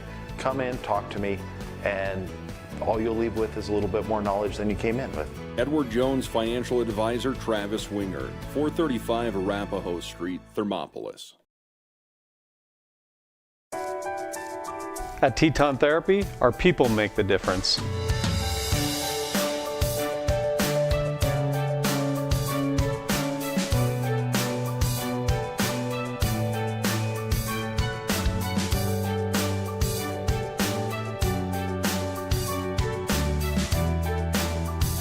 You can live pain-free. The amazing staff at Teton Therapy can help. In Lander and Riverton. All right, and we're back here for getting ready for the second half of Bobcat basketball against Wheatland Bulldogs here on 101.7 KDNO and streaming live on the YouTube channel WyoToday. Appreciate you guys spending some time again. Thank our sponsors there. They pop up at the bottom of the screen here as we get ready for this second half to get started, and just appreciate them all throughout for us to be able to do this as we get ready to start the second half. And you know, it's good to see these boys getting challenged here early in the season, see how they persevere through it. I'm excited to see how they start out this third quarter. Sometimes it's been a hassle, you know, or a problem. The one thing I will say that I like seeing is you have 10 Bobcats in black jerseys, and you have 10 Bobcats that were out shooting around and warming up, and not just coming in after halftime and sitting down. You know, it kind of seems like that's what took some of the energy out of the Bobcats. So looks like our starters for this second half will be Zach Hasty, Armani Dukes, Brody Potter, Bomengen, maybe Canyon Gerber. I'm missing somebody, I think. No, you got 5. Did I get 5? Yep. All right. I can say 5 names, but I can't count the 5 in my head while I'm doing it, apparently. So Bobcats will come out defending here to start off with. Looks like they'll start out in man-to-man again as well. So it'll be interesting to see how we go. It was kind of getting chippy there at the end of that first half, so it'll be interesting to see if there's any carryover on that as we get going here. So Stinson being guarded by Zach Hasty, who did a really good job in that first half. Gerber guarding Nichols, going to get called with a hand foul. Start off this quarter, first team foul. First foul on Gerber as well. His older brother Sterling would tell you he plays defense with his hands a lot, probably, so he might bring that up. It's cross court here. You know, Gerber going to be guarding Nichols, who knocked down 3 threes in that first half. So again, doesn't seem to be a threat to drive, but going to be looking for that open shot. Tough, 3 seconds here in the middle, and they're going to call that there. They called it. And Peasley just kind of got caught in no man's land. Nobody else really moving. I don't think he really expected to get the ball as Heitch just kind of threw it to him. Gerber will take it out, throw it into Bomengen as Bomengen brings it up for the Bobcats. Armani Dukes open on the side. He's going to drive. Baseline. Shot is up, gets blocked by Heitch. Ball comes down into Peasley's hands. Stinson will get the ball for the Wheatland Bulldogs. And Gerber just kind of pushing Nichols out. Just kind of looks like the idea was, hey, don't let him get a shot up. Heitch gets the ball. Potter standing straight up and down, but he's going to get his third foul as well. He was standing straight up and down, but his arms were bent forward. Yep. I think if he would have had his arms extended the same way, it would have been fine. Right. Score still 27-22, 7:09 left on the clock in the third quarter. And Heitch will go to the line, currently 0 for 2 from the free throw line for the Bulldogs. First shot is up and off the side of the rim. Looks like Jet Longwell will be set, probably come in for Brody Potter. And Brody's just kind of having one of those games that's just frustrating. It kind of seems like every time you play defense, you hear a whistle. And, you know. Well, that's what Jet had yesterday. Yep, yeah, yeah. Jet had almost fouled out by now, and one more minute, Jet was out yesterday. So yeah. Jet knows exactly how. But Heitch did make his second free throw, bringing the score to 27-23. Gerber shot is up deep. by Gerber, no good. Good rebound almost there by Bomengen. Does come down to Racer. So, yeah, it kind of looks like Gerber's just tasked with face guarding Nichols here. Hey, but if you got somebody who can do that, that's what you want, because we do not want him touching the ball open behind the three-point line. And a three-point line or a three-point shot sure changes a game that's this low scoring as well. Good defense there by Monty. Racer was looking for good help side defense there by Bomengen, and then Jet steps over and plays good defense, and shot goes in and is good by Peasley. But you can't really complain about how good the rotations were there and everything as well. And then as foul Racer goes on Stinson, I think. Yeah, you're right, Stinson. Yeah. Canyon made a quick grab to the loose ball on the ground, throws it to his teammate, got fouled in the process. So foul counts Bobcats 2, Bulldogs 1. Gerber will bring the ball up for Bobcats, pass over to Bomengen. Bomengen looked to drive, gets it to Zach Hasty. Zach. Three. And yes. He'll knock it down. Good Hasty shot there. Three. Good to see him get another shot to go down. And just the same way, those three-point shots are good for us as well. Good defense there by now Racer has Bomengen on him. Now Stinson here, he's not afraid to shoot the ball, hasn't really been able to have much go down. Heitch, they're going to call it. Yeah. Thought maybe they were going to let him get away with it, and I think he did too. But then when Heitch came down, I think had he shot the ball, that she might have. But once he came back down with it and kind of got pushed off. So Bobcats coming out, having a few fouls here, but are playing pretty aggressive, up by 5, 30-25, 5:51 left in this third quarter. Cut there, good pass. Defense by Zach Hasty as he knocks the ball off of Stinson. Ball does stay to the Bulldogs. I think they'll actually give Zach a blocked shot with that. Yeah, he came up over the top and poked it out of bounds, so good defense there by him. Well, it was slow defense that caught up good. Delayed good. There you go. And Bomengen playing defense there, Peasley with another two. So good deep pass. Is that Hasty to Armani Dukes? Full court pass, and Monty's up and for an easy layup for 2. Good to see there, and 32-27 as we're getting a little bit of scoring here again. Again, Gerber tasked with the face guarding. Good defense there by Cody Bomengen as he pokes the ball away from Peasley. Gets it up to Zach Hasty, streaking down to Gerber. Quick hands on it. Jet Longwell tries to come away with it, and Stinson's going to get it at full court. Bomengen challenges him at the rim, but he's able to get it up and over the rim and good. So 2 for Stinson. As we go 32-29, Bobcats lead gets cut down to 3. So we had an opportunity there and let it kind of run down our leg. Yeah.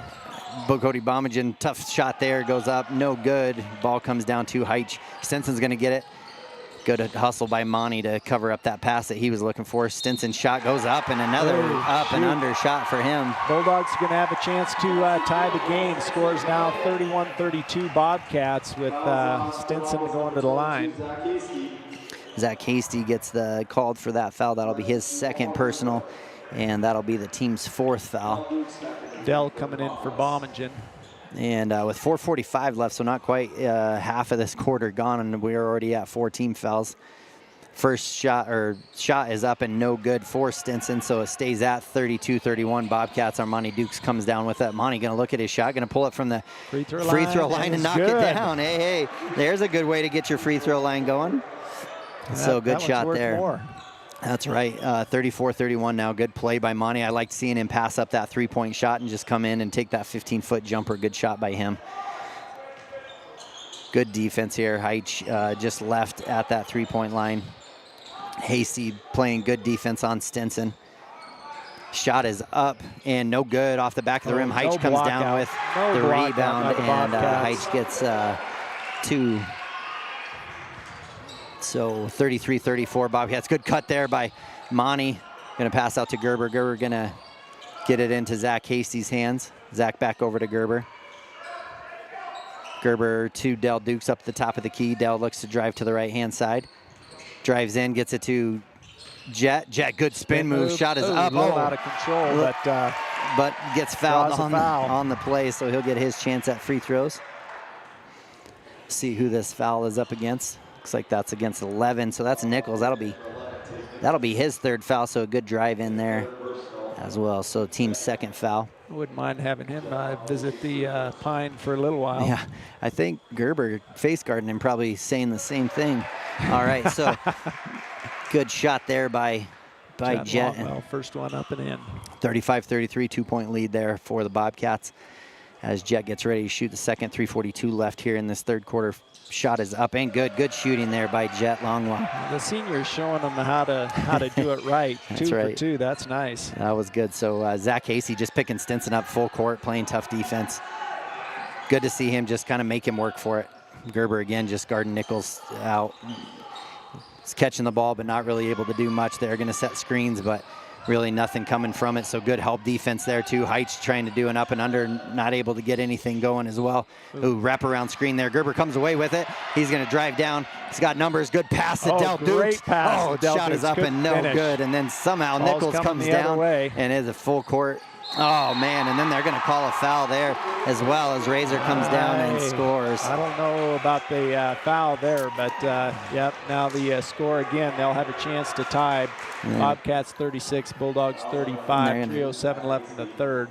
And that's going to go against Zach Hasty, so that's going to be his third, and then it's a team's fifth. So here on out, Bulldogs will be shooting free throws for the last 3 minutes on any fouls. The shot is up and no good. Zach Hasty luckily comes away with the ball.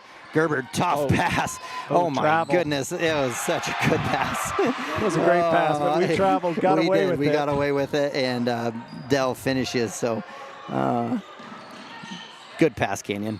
All right, Stinson has it out to Razor, and he'll hand it back off to Stinson. Bobcats regain that 3-point lead, 38-35.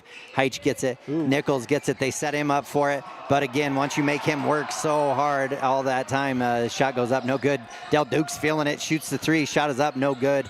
Comes down into the hands of Razor. I don't imagine that's probably the shot that they wanted, but Del Dukes feeling it a little bit. Good steal there, almost by Canyon. Oh my goodness, the ball goes into Razor's hands. Heitch gets it. They're not blocking. Shot is up, no good.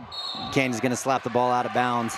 And right now, it looks like it's on that defensive end, just boxing out, not letting them have second chance opportunities. They got 3 opportunities that time. Yeah. Got substitutions, Hasty and Gerber going, and Bomengen and Ellis come in. Weber. Heitch gets the ball, travel there, but don't call it. Missed the shot. Bomengen comes in, gets a rebound. Missing a little bit of that height, so they brought Bomengen back in. Potter's out with his 3 fouls. Armani Dukes looks at a shot. Tries to force it into Weber. No good. Nichols steals it away. Racer gets it. Racer shoots up. No good. Ellis Weber comes down with a rebound and almost steps out of bounds. Gets it back to Ellis here from Bomengen. Ellis going to set him up in offense. A little bit of a hectic pace going on here right now. Good drive there by Bomengen. Maybe he got away with a little travel. But sides. Ellis Weber hiding right behind the offensive player and just almost takes the ball away, but unfortunately knocks it out of bounds. 5-point lead now for the Bobcats. 40-35, minute 37 left here in this third quarter. Again, Ellis just going to make Stinson just work for it. Him and Zach Casey just have done a good job of making them work, and you can't say anything bad about that. Dell now on Nichols. Not letting shots go up. Stinson good. Ellis. Oh, almost thought there was going to be offensive. But he did take his arm and throw Ellis back about 1.5 feet. Yeah.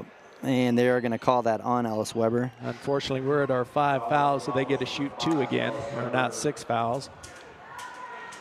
Foul count is 6-2 currently. 1:21 left in the third period. Score Bobcats 40, Bulldogs 35. And that'll send Stinson to the line, who is 0 for 1 right now. Free throws, first one is up and good. Cuts that lead down to 4. Zach Casey will check in for Jet Longwell for the minute 20. Both of the Dukes brothers out there, Zach Casey, Ellis Weber, and Cody Bomengen.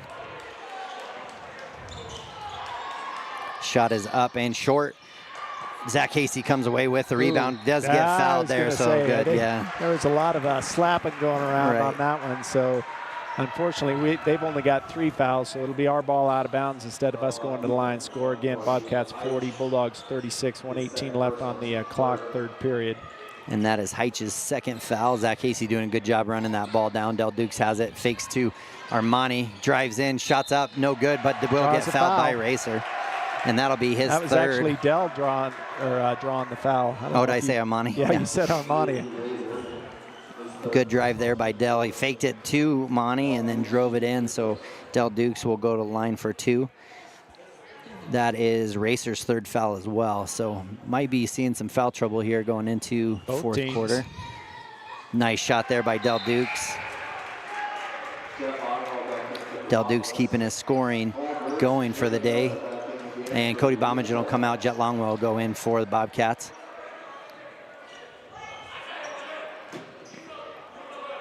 Second shot here for Dell is up and good. Good shot there by Del Dukes. Dell and Jet getting it done on the free throw line. At least somebody can. 6-point lead here again. Bobcats taking advantage of their depth here on the bench and kind of wearing down these Bulldogs. So good to see everybody stepping up, playing their part, doing their role. Stinson with the ball here up the top of the key. Stinson's going to try to drive in. Ellis Weber doing a good job keeping him in front of him. Leaves 40 wide open here. Tries to pass it in. Good defense, good help side from Monty Dukes. Good job. Stinson's here. It's like they're just going to hold the ball. Hold the ball, see what they're going to do. Stinson drives to the hole and gets a step. Yep. Scoring 7 points here for Stinson in this third quarter. Kind of being their score. Back to Armani down. Oh my goodness! Armani Great hits pass Jet by on the other side. Up and in. Jet Longwell. Assist Armani Dukes. Great teamwork there. It was a good pass by Monty, seeing that as Jet sealed his guy on the weak side block and then just went up and good. Hey, he used the backboard too. Del Dukes. Oh, the coach. Almost had it there. Yeah, I think he was still out of bounds. Could have. Had he been in, it would have been interference there on the bench. I was going to say, because Dell knocked the ball loose, it bounced. I think if the coach wouldn't have hit it, he could have grabbed it, but it hit the coach's knee and went out of bounds. Unfortunate. Cody Bomengen steps in for Ellis Weber here. Stinson with it. Del Dukes guarding him, forced him to the left, and he goes in and scores on the buzzer. So Stinson having a heck of a third quarter there. 44-40. Bobcats maintain that 4-point lead at the end of the third quarter. We're going to take a quick break and we'll be back for the final quarter of this game.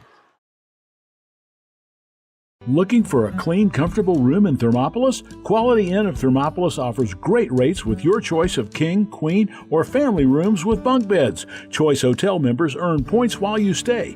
Reserve your room today. Call 307-864-5515. Amenities include free hot breakfast, pet-friendly, premium free Wi-Fi, indoor pool, truck parking, and more. Reserve your room today by calling 307-864-5515. Quality Inn of Thermopolis. Stop in to Vickland Pharmacy in Thermopolis to see what a hometown pharmacy really feels like. It's the only locally owned and operated pharmacy in town, and they are a compounding pharmacy to boot. They offer prescriptions, medical equipment, Medicare open enrollment, medication therapy management, and more. Wheatland Pharmacy can save you time and money. The service you deserve from the neighbors you trust. Wheatland Pharmacy, conveniently located inside Max Market in Thermopolis. All right, and we're back here for the fourth and final quarter of this game. As we see Brody Potter back in, Dukes brothers back in, Cody Bomengen and Zach Casey will start this fourth quarter for the Bobcats. Who's in foul trouble for us other than Brody? Brody really only has 3. Him and Zach both have 3, so okay. Foul trouble only if they pick up one quick here. But same for Wheatland. They have a few with 3 as well. Del Dukes, oh, he's going to get a travel. Yeah, tried to do too much too quick. Yeah, a little too much there at the start of this quarter. 7:49 left here in this contest. Bobcats with a 4-point lead over the top of the Wheatland Bulldogs. Both teams 2-0 coming into this game. Zach Casey going to make Nichols work for it now, as Stinson, who had a great second or third quarter, going to get a much-needed break. Oh, and Zach almost got it there. Heitch steps back, shot is up, no good. Monty Dukes comes down with it. Gets a little fancy with the just dribbling, but I think the ball got tipped by the defender. He didn't see the Wolf coming. Zach Casey from deep. Oh, shot is up, no good. Monty Dukes almost comes down with it, but instead it's Miller. Miller seeing some first action of the game here, I believe. Racer now with the ball, passes over to Miller. Miller going to pass up to the top of the key to Heitch. Heitch to Nichols. Nichols looks to pass it in. Del Dukes, he's gonna catch Del, I think, grabbing the arm as he spins away. I think that's right, 11. Yeah, your call. So that's his first foul. That'll be the Gerber's team's gonna come first. In for Del.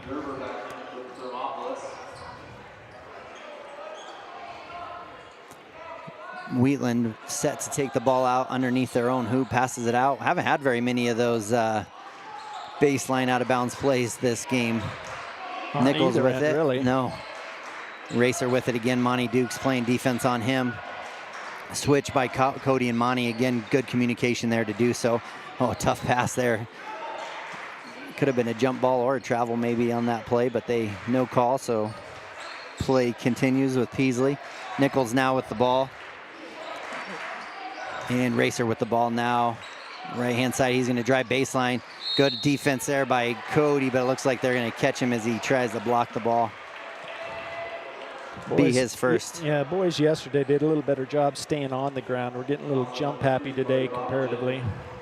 Yeah, and you're feeling that, it's a little different game when you're going into the fourth quarter in a 4-point game versus, a 30 25. Yeah. So Racer will go to the line as 1 for not a good free throw shooter. As of currently, he's 1 of 10. 1 of 7, I'm sorry. Second one is up and is good, so 2 of 8. Gets that lead, 44-41. 3-point game with 6:33 left in the fourth. Bomengen takes it out, gets it into Gerber. Gerber will bring the ball up for the Bobcats. Pass over to Cody.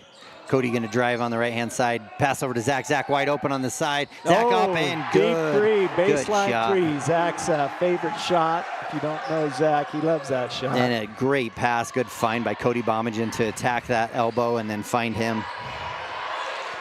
Pass into Brody Potter. Potter going to need to stay just straight up. Don't try to. Good defense by Potter. Those 3 fouls, just great defense. Contested the shot.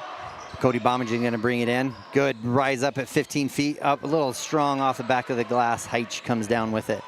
Lead 6 points here for the Bobcats, 47-41.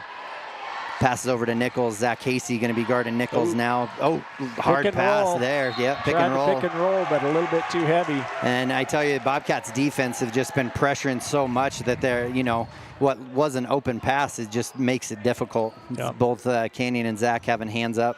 Well, and the energy, Kevin, again, we talked about that yesterday. The energy on the floor for the Bobcats is just higher than I've seen it in past years. Right. On the floor and on the bench both. Our bench is extremely loud. Absolutely. Monty Dukes with a tough contested layup shot. Ball comes down to Nichols. Nichols going to pass it up. Good job by the Bobcats. Oh, Racer's going to be left wide open. The shot's going to go off. Maybe leave him to shoot it. So a little hard off the glass. Monty Dukes catches it. Kenyon Gerber going to walk it up. 5:12 left here in the contest. for the Bobcats game. Racer's going to tip the ball. It's going to go out of bounds. We haven't seen our sideline out of bounds play much this weekend either. No. I don't know if they put something together or not. Just get it in. Yeah, that's what it looks like. There you go to Cody. Nothing fancy. Nope. Back to Gerber up here. Going to set a screen. Oh, Canyon Gerber. pull up three. Oh, no good. Monty Dukes rips it down though. Board. Dribbles, passes it back. There you go. Now to Cody. Cody slices through one of his best plays. That's just his move. He does like to slide through the middle. Yeah, and he does a great job. Great job. Scores 49-41, 4:42 on the clock. Good pass there. As number 12 here, Peasley scores for kind of an easy bucket there as a little help defense. Caught him. Oh, gonna be a little quick there by Bomengen.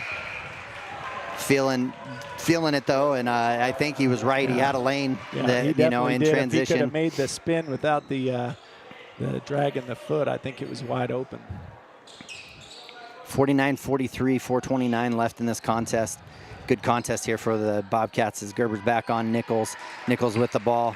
Passes to Bobcats Heitch. have done a great job on Nichols, just not letting him see many opens because he is 3 for 3 from three-point land, 100%. Yeah. Good defense by Brody Potter as he steps over. Stinson goes up for a shot and Potter sends it. So again, why it's so important for him to stay out of foul troubles because he can protect that rim like no other. Yeah, he's got long arms and a great vertical. He does. Jet Longwell comes in for Kane Gerber. And Racer's going to run one of the worst places to have to try to throw the ball inbounds from. Peasley with it now up the top of the key. Zach Casey guarding Stinson. Stinson now, I think, feeling pretty wore out. Peasley steps back, shoots a three. Shot is up, no good. But Heitch gets it. Shot's no good. Bobcats all around it though. Monty Dukes gets it into Jet Longwell's hands. Now to Cody. Cody over to Potter. Potter thinks of a three, but he didn't. He hasn't shot one today. He felt it yesterday. He had one yesterday. He did, yeah. Zach Hasty gets it, going to drive to the left, gets it to Cody. Cody wide open for the three. Shot is up, no good. Brody Potter going to try to chase it down.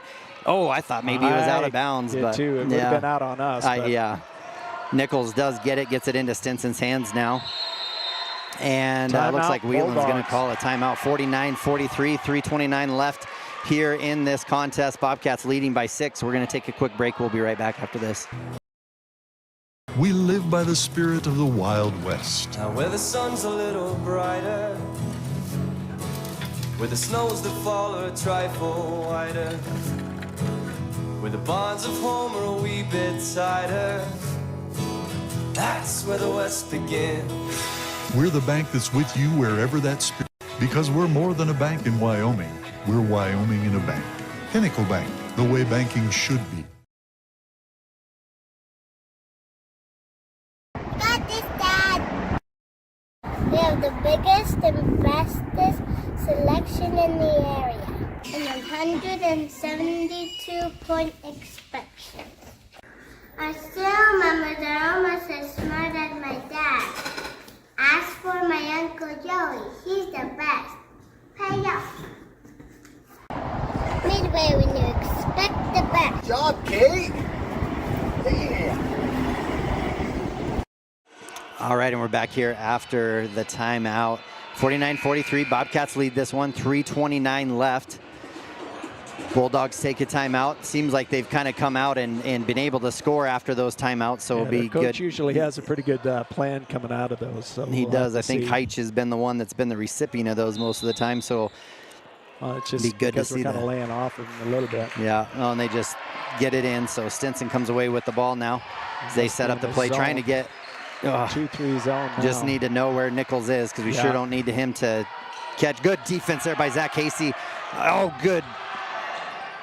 Oh, and a shot goes in. Bomengen thought about the dunk and then pulled off. I thought he was going to miss it, but it rolls in. The reason there was no comment is I think both of us held our breath for just a slight moment, but good find by Jet Longwell. Jet had a great full court pass to Bomengen. Good defense Brady there. off the glass. Late call by the ref unreal. there. Brody had a great block off the glass. But he probably did body him a little bit. I think so. Definitely didn't hit him in the arm, but there was some contact. Yeah, challenged him at the rim. That's going to send Heitch to the free throw line, who is currently 1 of 3 from the free throw line. Score is 51-43, 2:56 left in the fourth. First shot is up and no good. So again, kind of one of the differences here in the second half has been Bobcats shooting the free throws a little bit better than they were the first half, and then Wheatland still kind of shooting similar. So 2:56 left. Gerber comes back in for Longwell, and Heitch will go for a second free throw here. Second is up and no good. Good rebound by Brody Potter. He'll get it into Gerber's hands. Gerber calls the play, gets it to Potter. Potter's going to go ahead and shoot the three. Up and no good. Heitch comes down with a rebound. Good job on Bomengen and Monty not to contest to go pull a cheap foul. Stenson going to try to drive in. Shot is up, no good, but rebound by Heitch, no good. Ball gets stolen away by Peasley as Bomengen had the ball in his hands. Racer gets up, shots goes up, no good. Peasley kind of all over. Oh, and they're going to call a timeout and Brody Potter out of the line. Yeah. Coach is going to talk to him. Okay, you guys are giving them three opportunities. Nobody's putting a body on them. That's right. And if they would have been putting the body, it would have been going to the line. I tell you, yeah, and and I think that's exactly what happened with a few of those. Was Heitch came in kind of behind everybody and was kind of soaring above them. But if somebody would have just put a body on him, they would have called it, but no one's really challenging there. And it's kind of unfortunate that he did call the timeout when he did, only because we had a breakaway. We had somebody going deep, so we would have had a chance at an easy 2. But probably when you're coaching, yes, and very much a necessary timeout to have a conversation. 2 minutes left. Hey, you guys need to start putting a body on somebody before you go for the board. Yeah, you have an 8-point lead. Maintain that by letting them get one shot and be done. No more second chances at it.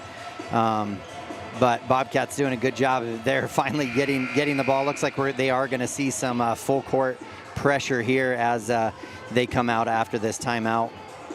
And 51-43. As an announcer, I will say I like seeing the timer on the timeouts, but as a coach, I hated it because you'd look up to see how much time was left, and then you'd never know. No, well, and I was showing the clock. I'm like, crap, I'm showing the clock, and it's running with the timer rather than the time left. So 2:26 here left. Bobcats going to see a little bit of pressure. Bomengen going to get it, pass it back and forth to Gerber. Gerber gets it into Monty. Good way to get it across. No sense of urgency. Really smart play by Monty. Good cut there by Gerber, but not necessary to find right now.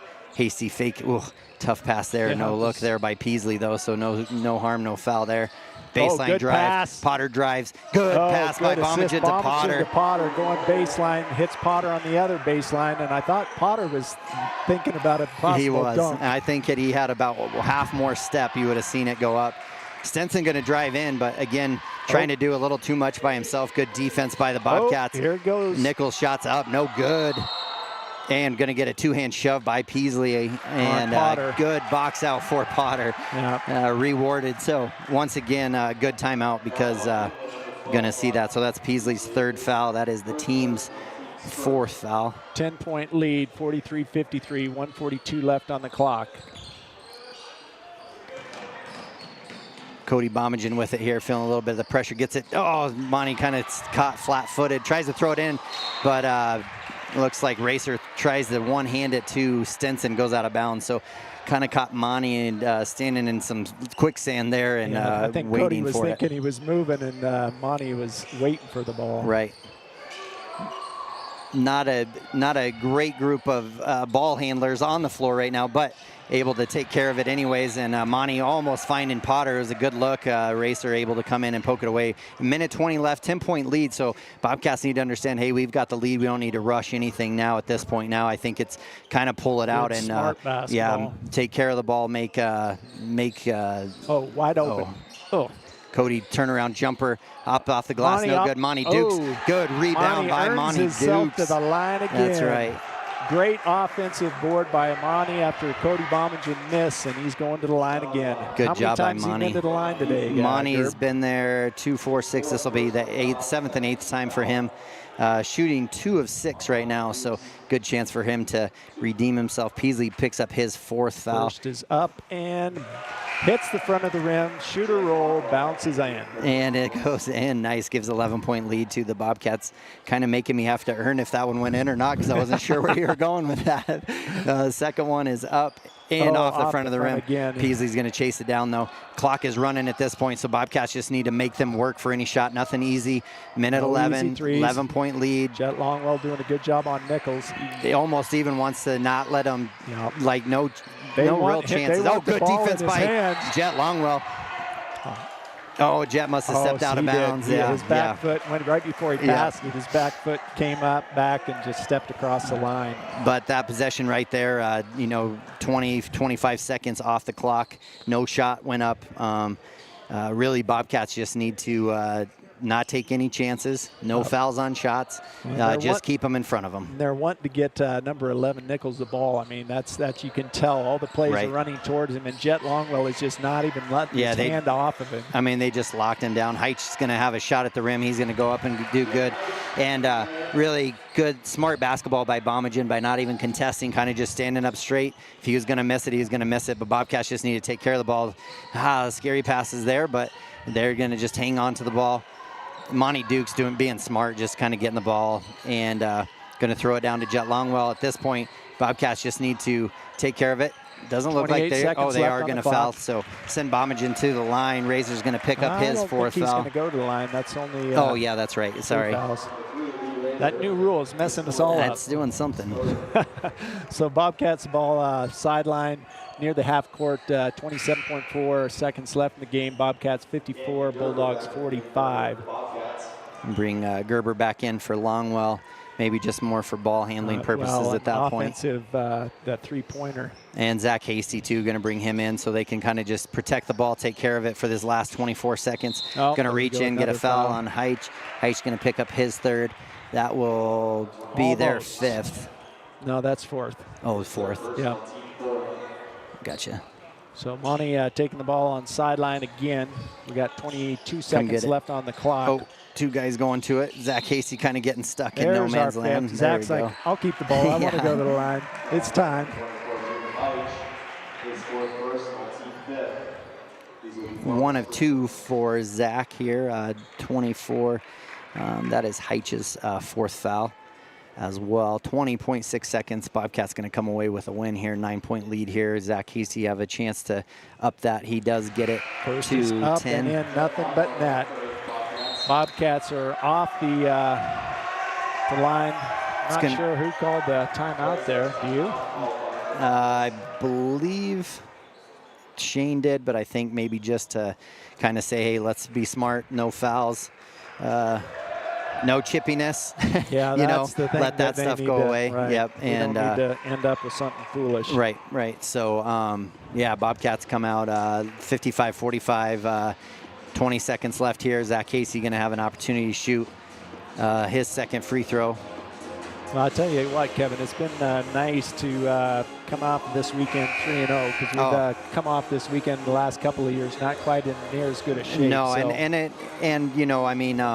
I think, you could put an argument up as far as competition yesterday, but today, these Wheatland Bulldogs are no joke. They're a good team, play tough, play hard, and for the Bobcats to come away with a win against a tough team, I think you like seeing that in a weekend too. Especially a double-digit win. Absolutely. That's even, and Zach Hasty. 2nd shot is up and good. Those ones are a lot easier when there's not near as much pressure going on. So 3 of 4 for him, 75% from the free throw line. Good job there on Zach. Razor's going to get it. They are going to get it to Nichols. Nichols going to go up, and when he's been forced to try I'm going to hold the ball again. I want to go back to the line. Yeah, and they were going to try to get Potter, I think, a dunk there, but never quite understand the fouls at this point because kind of out of 10 seconds, you're not going to score 11 points, 12 Peasley points. will foul out of the game here as Zach goes to the line again.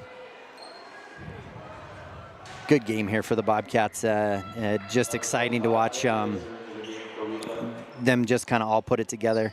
Again, a number of scorers here doing some good things. Zach Hasty's 1st of these 2 free throws is up. And no good on that one. Keep it 56-45, 10 seconds left. And second shot for Zach Hasty as Bobcats get away from potential fouls on a rebound.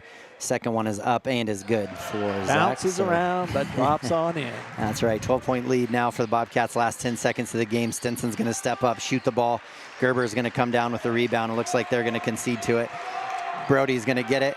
And reverse dunk on the buzzer. I missed that. I'm sorry. I was watching it, and I forgot to swing the camera. But yeah, Potter has a reverse and dunk. They are going to count that. So 59-45. So 14-point lead for the Bobcats at the end of that one. So big play there to finish off the game, and a big win for the Bobcats. You know, like you said, 14 points at the end of the game, but it was a lot closer game than that for the majority of it. But it was awesome to see the Bobcats come together and put it together at the end and win it 59-45. We're going to take a quick break. We'll be back with the post-game show after this, and we'll wrap it up for a good weekend of basketball. Be back in a moment. For a place to relax, sip on your favorite specialty lattes or tea, and find the best gifts for any occasion, Storyteller is the place for you.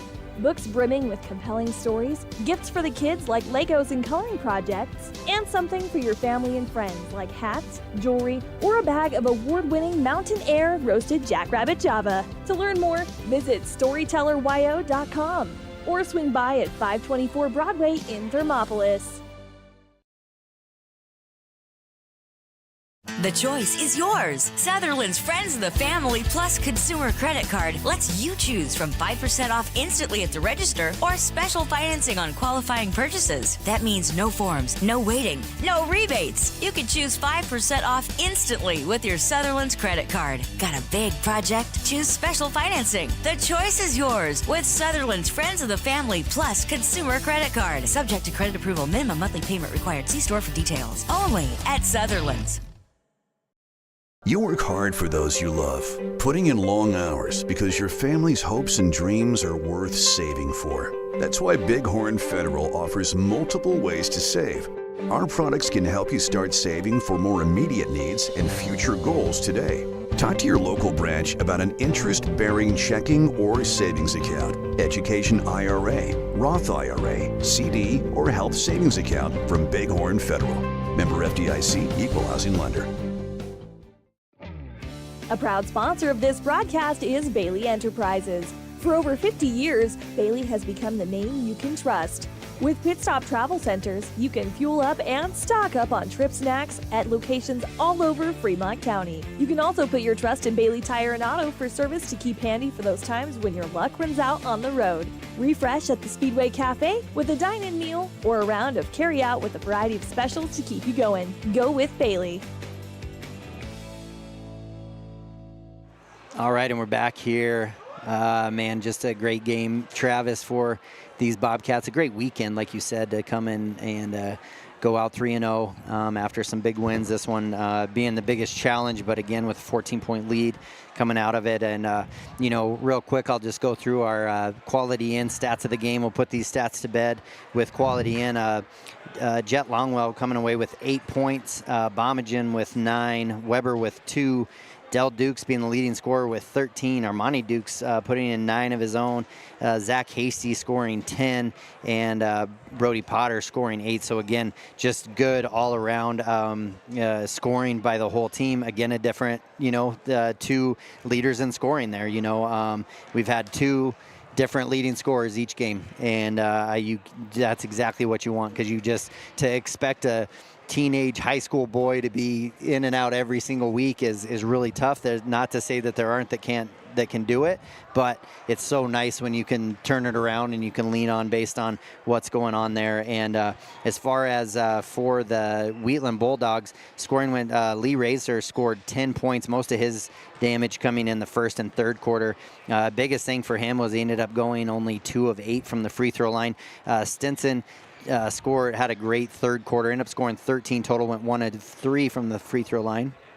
Nichols, who was a threat at the beginning of the game, scoring 9 points, and the adjustment there was putting Gerber and Hasty and Longwell on him, and then nothing. I mean, I don't know that he drew iron after that, having to force up 3-point shots. Peasley walks away with 6 points, and Heitch comes away with 7 points, going 1 of 6 from the free throw line. So free throws really struggle for the Wheatland Bulldogs. I'm not sure where they're at total-wise on that one, but Bobcats kind of struggled in the free throw line in the first half, put it back together and did a lot better job in the second half, and really, again, that helped extend that lead when game was stopped, and so it was good to see that as well. So those are our quality in stats of the game, and sure enjoyed watching that. And again, if I think once again, and I think this will end up being our theme. If we were going to do a player of the game, it'd just have to go to the defense, because again, they're offensively. They struggle when they're not starting to turn the ball over, and when they can get on those little bit of runs where they're doing it, then all of a sudden they settle into their half-court offense, and then they can start running it and do a really good job. But it's almost like they need those fast-paced scoring to go, and I put that for the Dukes brothers for sure, because they were the ones in that second quarter especially that really did a good job of getting some steals and finishes and things like that. So held the Wheatland Bulldogs to 7 points in the second quarter and 5 in the fourth quarter, and that was the biggest difference, outscoring them 15-5 in the fourth quarter, 14-7 in the second quarter. Other than that, the quarters were pretty even. Actually got beat in the first quarter 15-13, but Bobcats came back, got the lead, and then didn't relinquish it after that. So good play there by the Bobcats. Well, and I think the thing that you pointed out, Kevin, if we look at the quarter margins for us, we average almost 15 points a quarter, 13, 14, 17, 15. I mean, we just haven't seen that type of consistency, and we saw the same thing yesterday. A little higher volumes because of the competition, but that consistency, if we can maintain that, not have that third quarter slump that we've had in the past, that'll be huge moving forward. So I just think that overall, hats off to Corpening and his crew for what they've been doing, working on the energy. I think the bottom line for me is the amount of energy that they've had over the weekend is noticeable. On the floor, on the bench, the volume, the excitement. I think, and he had talked about preseason right before we were getting started, involvement versus commitment. And I think he's got a lot of commitment from his key players. And right now he's got 10 of them that are doing a pretty darn good job. Yeah, absolutely. And good to see these Bobcats are going to walk away 3-0 after this weekend. So I imagine, again, we kind of talked about it day one, the potential dark horse there. And I think Bobcats need to just stay right in that spot, stay that dark horse. And they're still going to have some challenge. They're going to have a lot of challenges on their side of the conference and everything. Coming up this next weekend, we got Buffalo on the schedule, so that'll be a challenge. That's right. So those of you that are tuned in and are listening on 101.7 KDNO, and those of you streaming live on the WyoToday YouTube channel, we are in Glenrock, or we're at home against Glenrock on Friday and Buffalo on Saturday. So tune into both Lady Bobcats and Bobcat Basketball next week. We are going to sign off here. Appreciate you guys listening. Thanks again to all of our sponsors. Look forward to talking to you guys again next week. And with that, we are signing out. Appreciate you. I'm Kevin Gerber. This is Travis Bomengen, and we're bringing Bobcat Basketball to you. Go Bobcats. I'm Travis Winger. I'm a financial advisor with Edward Jones, and we do, I pride myself on helping people with financial planning, achieving whatever goals are most important to them. The most valuable thing you have when it comes to planning for your future is time. The sooner you start and the more detailed your plan is, the better chance of success you have. First-timers are my favorite people to work with because they're hungry to learn, and coming to see me doesn't cost anything. I don't charge for appointments, I don't charge for anything. Come in, talk to me, and all you'll leave with is a little bit more knowledge than you came in with. Edward Jones financial advisor Travis Winger, 435 Arapahoe Street, Thermopolis. At Teton Therapy, our people make the difference.